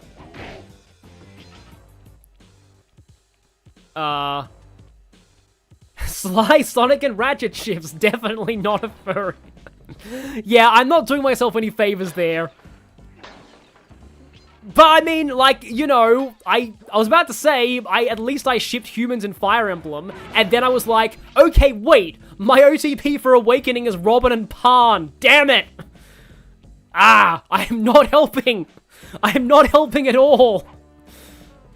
Like, I legit really like Robin and Pan, like, as a pairing. Like, it's just, she's like one of the only people who likes his cooking. And also it gives Yarn a sibling and erases the horrible Yarn and Nar support. Also, I just realized I have the compass, so I can probably go, it'll be easier to do like a sweep of the level. Clingy, stop! I'm sorry. Is this the second incident? Is this the second incident? Oh boy, this might be the second incident. Yes! I know it's a joke! I know it is. I know it is. Just, like...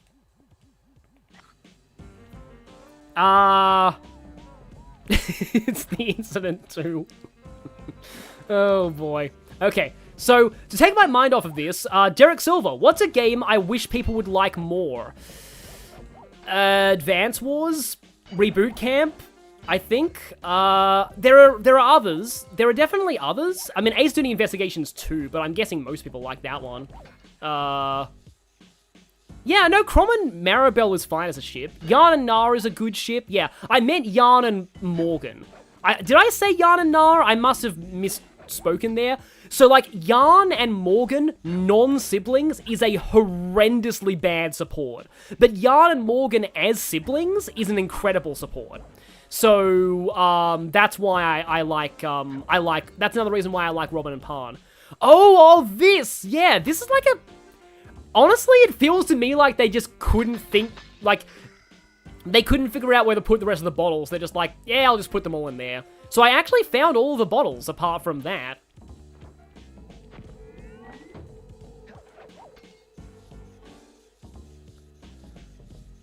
Yeah, Nier Automata.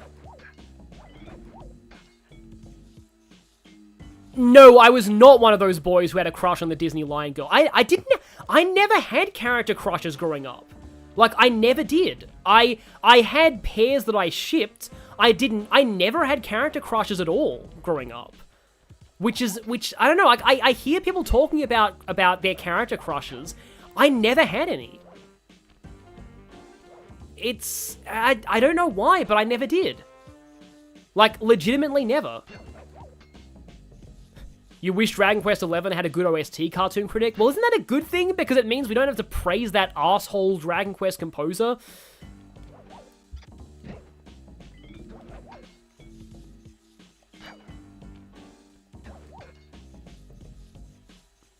Wait, same. Nocturnal Decay. Like, it is interesting, yeah. Like, I never had crushes on characters. That's why, like, the whole thing about waifuism is just, like, I don't know, it bugs me when people only like characters because they're waifus. Press the circle to enter the vault code. You need an IQ of at least 140 to figure this one out. Dial in 468. I actually have my IQ test results somewhere, and what did I get? I know that I scored pretty highly on, like, verbal, like, literary IQ, but kind of low on spatial and math. But I was way above average in, like, literature, like, language IQ. Oh, Captain Amelia from Treasure Planet, okay. Yeah, she was a decent character. Wasn't she voiced by... Yeah, this will come in handy. Oh, what's the name? Van Cooper's notes pertaining to water safety. Oh. Knowledge under your belt, you won't have to waste a charm whenever you fall into water. Oh, okay. Well, okay, annoyingly, unlike Spyro 2's anti-drowning thing, that does not carry over into the sequels. I'm pretty sure Sly still gets hurt by water in the sequels. So he really should have remembered those notes on water safety. I forgot that was in this game, but yeah, you can remove water damage. Actually, I'm pretty sure there's a later ability in this game where you don't take bottomless pit damage either. I think it's like one of the Koopa's techniques for walking on air or something. But there's like there is a safe later that makes you not take damage from falling. If your favorite video game OST is Frontiers, that's definitely good taste. I'd say I probably rank some of the Xenoblade and Trails and Fire Emblem OSTs more, but oh boy, Frontiers is a very good OST. Very good OST. Can't believe every cyberspace stage has its own unique song in that game. Like, seriously, wow. Okay, I think I know where to go here. I thought raccoons could swim. Not sadly, it's probably a good thing I don't live in an area with raccoons, because I've heard they're bad, and like, the reason why raccoons I think are stereotyped as thieves in media is, well, the stripes and the mask, but also the fact that they raid, like, trash cans. But, like, raccoons are kind of cute. I did see the problem with me is, like, foxes are, I love foxes as an animal, they're really cool, but foxes are considered, I've talked about this before in, like, highlights reels for Persona. Foxes are horrible pest animals in Australia. They are, like, kill-on-sight levels of pests. Like, in here. So, like, foxes are terrible. They devour native wildlife like nobody's business. They ruin the entire ecosystem. Because British people introduced them without realizing they had no natural predators here. So, yeah. Also, this level's interesting. This level is basically a side-scroller. So, yeah, they do have some kind of unique concepts here. I forget if they mentioned Mario was an influence here and bleep it out. They might. Raccoons like raiding trash cans, yeah. One of their favorite OSTs is Tales of Zestiria. Also, I love the air conditioner gimmick in this level. Like, you use air conditioners as bouncy temporary platforms. It's just, I don't know, it's kind of cool. Like, having like an urban-based 3D platformer is kind of novel now that I think about it. Just like having a Phantom Thief JRPG was fairly novel back with Persona 5. Yeah, so you're meant to go over this guy. Limited time offer for only 5 minutes. Hi there, McAfee pop-up. Also whack. Reveal my offer. No thank you, please. Go away. Oh yeah, and there's the fountain area lower down. Yeah, it's just this whole, like, trashy alleyway aesthetic is just also kind of, like, I don't know, like, a little unique for a game like this. Like, it's weird to say that this looks good, but it's just, like, with the cell shading and just the... It's kind of a unique art style. I see you there, Bottle. Oh, I remember this now. Right. What animal is that meant to be? I think it's meant to be like a fox, but it looks like a snake. It's very polygonal. Yeah, Scarlet and Violet were great for showing how bad introductory species were to an ecosystem. Invasive species, I mean. This stream is not sponsored by McAfee. You have a raccoon family near your house, your dog hates them. Well, this is going to be that in reverse, because in this level, in this world, it's about a raccoon getting revenge on a dog. Several dogs, but one in particular. I don't have to whack you, but I'm gonna do it anyway. I'm pretty sure it's implied that, like, you're not actually killing people, you're just, like, knocking the guards out, but they disappear anyway. Raccoon's been raiding Cybertrucks because they look like trash cans? Oh, right, this, okay. So as long as you're crouched below this and holding circle, these spotlights don't see you, but you have to uncrouch to jump over the little things here. This actually reminds me of an area in Cuphead. The carnival area. I believe here, if you're standing behind the dice, like, barricades here, the spotlight also can't see you. It's not really explained to you, but it makes sense. Why is there graffiti of Sly himself here? Was that like, was he here in the past? It's implied he's kind of been here before because he talks about being back in the USA in the chapter intro. Oh yeah, this part it can be a bit troublesome. Still cannot believe the one level that I did not get all the bottles on my first run was my favorite level in the game. Come here, bottle. Here, there we go. I remember back when my sister was... So, also, fun fact about Sly is that, like, so... You might only get one shot at those. The Sly trilogy is one of the few, like, series of games that my sister 100%'ed. She not only beat all 3 of these games, she 100%'ed all of them, which is pretty impressive because she wasn't like a massive gamer. She was more a game watcher than a game player. She'd watch me play games when I was younger, but, like, she didn't play many of them herself, except this game. I love this part of the level, too. You're jumping through different floors of this ruined house via these mattresses. It's just really cool. Uh-oh. Uh-oh. Oh, wait, no. I think there's one here. Okay, there we go. The one part of the level that isn't... Oh, no, the courtyard wasn't 2D. Yeah, like, I do wonder where... I think it's, like, with his accent, it's implied Sly is from America, but, like, I don't know exactly where he's from. I could have broken this code in my sleep. The combination is 565. Oh, no, she didn't 100% the 4th. She 100%'ed the first 3, though. 5 would have been faster to go the other way. 6 and 5.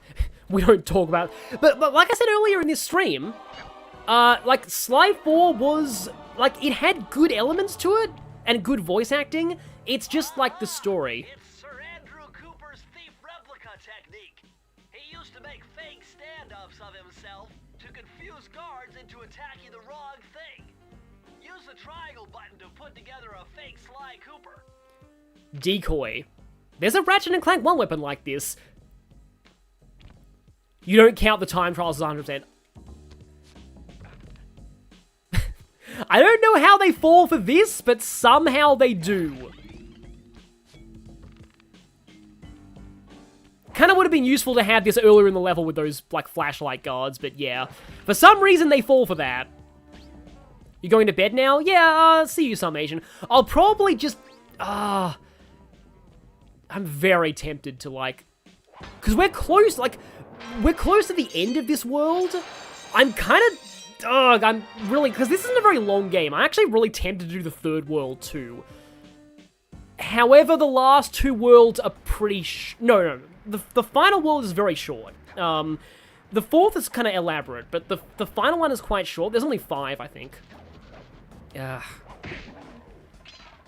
I probably should end it at this world because, like, then the last stream would be really short. Because, like, honestly, I'd be able to take this game, take this game out, complete this game in probably only a second stream. But, like, just trying to think where I end things.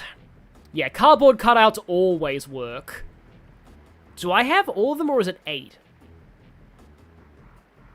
No, I have all of them. Okay.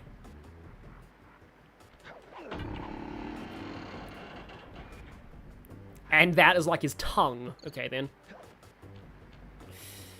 Yeah, I'm having to do some on-the-fly planning on when I actually end this.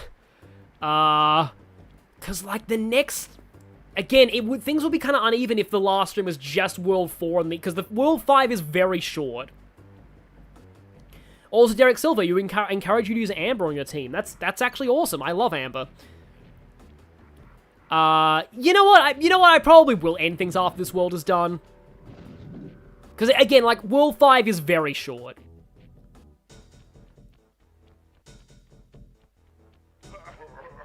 What? My boys have been yapping about some big mysterious dude running around cracking skulls and this is it? You're the monkey wrench in my operation? Some scrawny rat with a stick. Wait a second.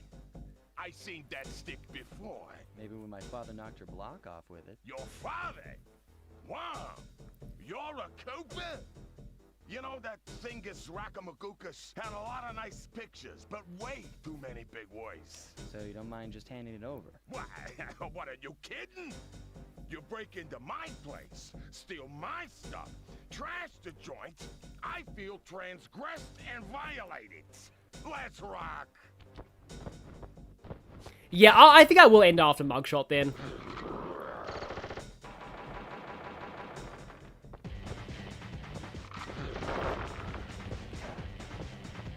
And yeah, it is the same music as the race. This is his boss theme. Yeah, it's not like super obvious what you have to do in like this first phase. Well, I mean, you need to hide behind the crystals, obviously, to dodge his bullets, but you do need to get all of these mirrors. For some reason, the mirrors are the key to beating this guy. Yeah, there's a mirror here I haven't hit. Yeah, I had 2 of the horseshoes. Okay, yeah.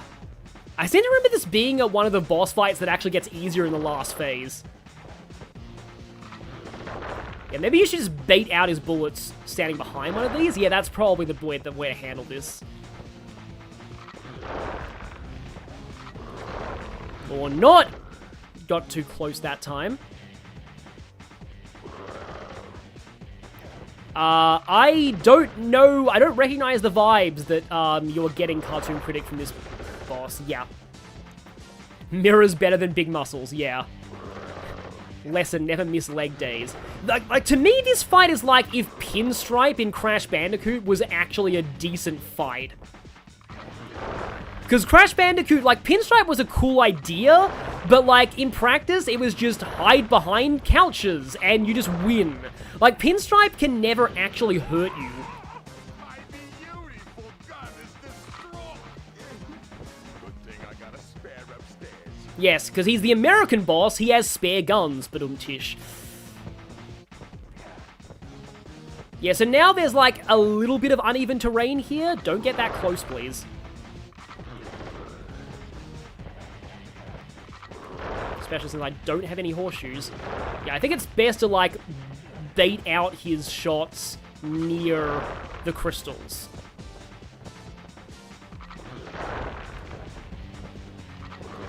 Oh, that was... I cannot believe that missed me.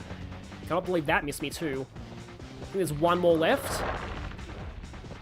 There we go. And now the last phase that is kind of strange in how it works.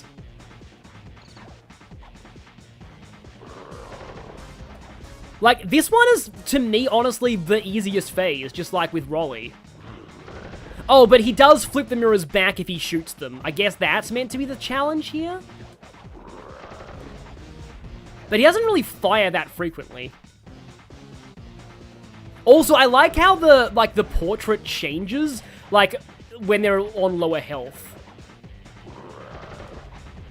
So this time I'm just gonna wait for him to shoot here. Yeah. It is strange how the first 2 bosses, the last phase is the easiest.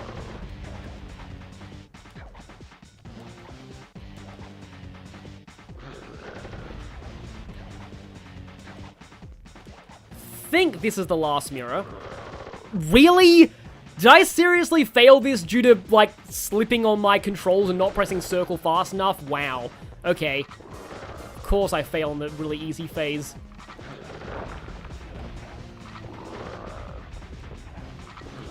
Don't get too cocky on this, because this is actually the... Honestly, I feel like phase 1 might actually be the hardest. It's weird. There we go. Oh yeah, it is kind of like Flagra from Metroid Prime 1. Yeah. And now chat's reacting to my mistake. I cannot believe that. That was just, ugh. Okay.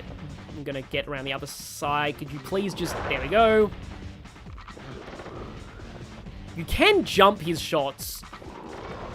Okay, Okay, that was bad. Could you please try and... Okay, you're going around there.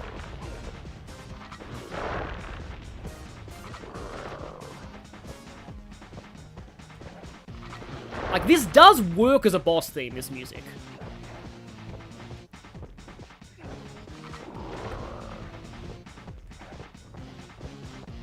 That was not the last one, apparently. Okay. It happens to the best of us, exactly.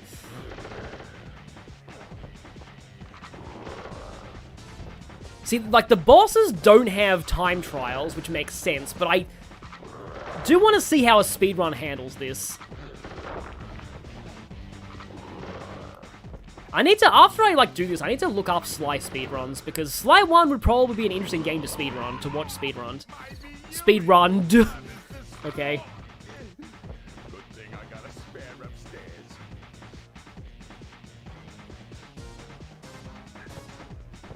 Yeah, I do always remember, like, this boss music sticking out of my mind. Of course, it's the probably one of the more memorable ones is, to a lot of people, is the third world boss, but we'll see that if I stream this again.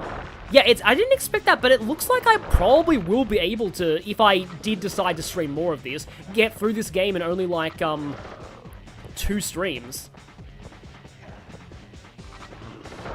Oh, dang it. I was about to say, oh, I still have a horseshoe for this phase, but nope. Okay, got to phase 3. Now I just have to not choke at the easiest part of the fight.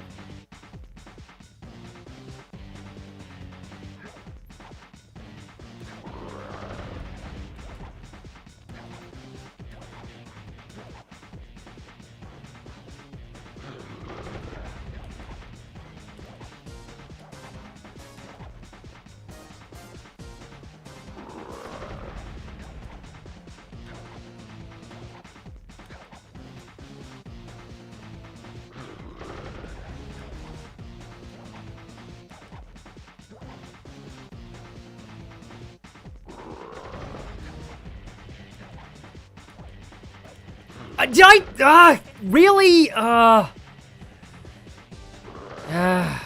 Did it again, okay.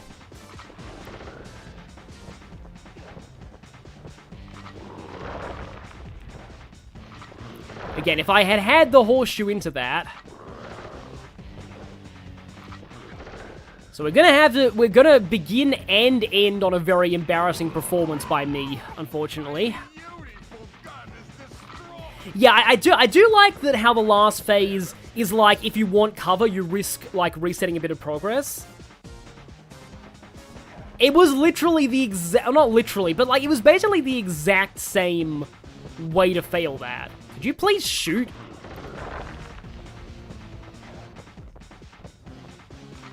There you go. Sometimes it takes him a while to start shooting, and other times he does it way too quickly. Sorry, I'm not really talking a whole lot. Yeah, somebody just likes walking around. There we go. Yeah, that last land has a bit of a weird hitbox, I think. It's weird. I'm kind of jumping between these points too fast as well. I'm used to just doing... I probably shouldn't, like, skip them. Like, I'm probably pressing the buttons way too fast for this.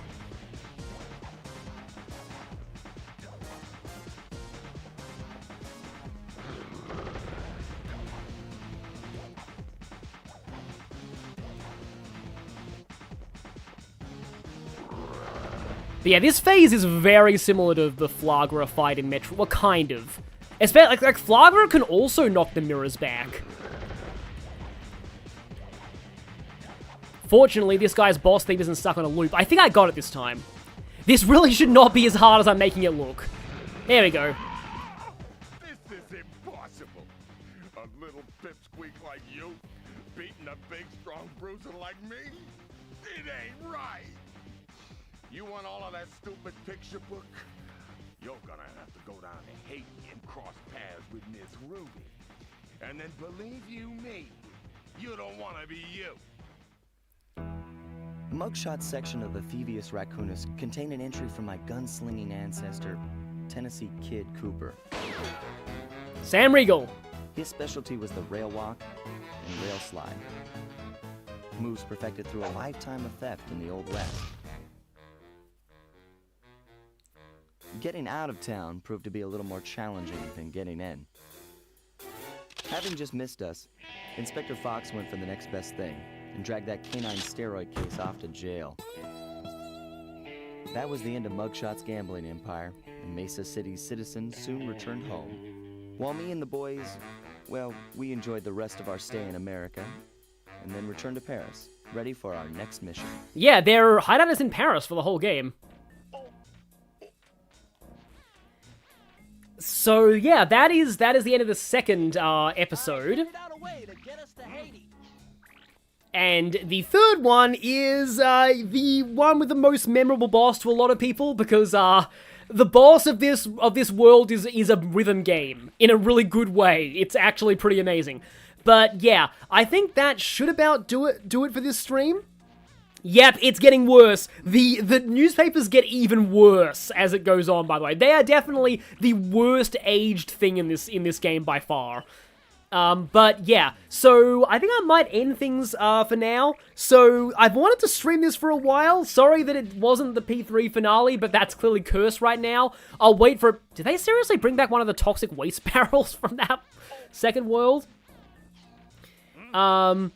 Yeah, so, if I do ever stream this again, it will really only take one more stream to finish the game. It's not a very long game.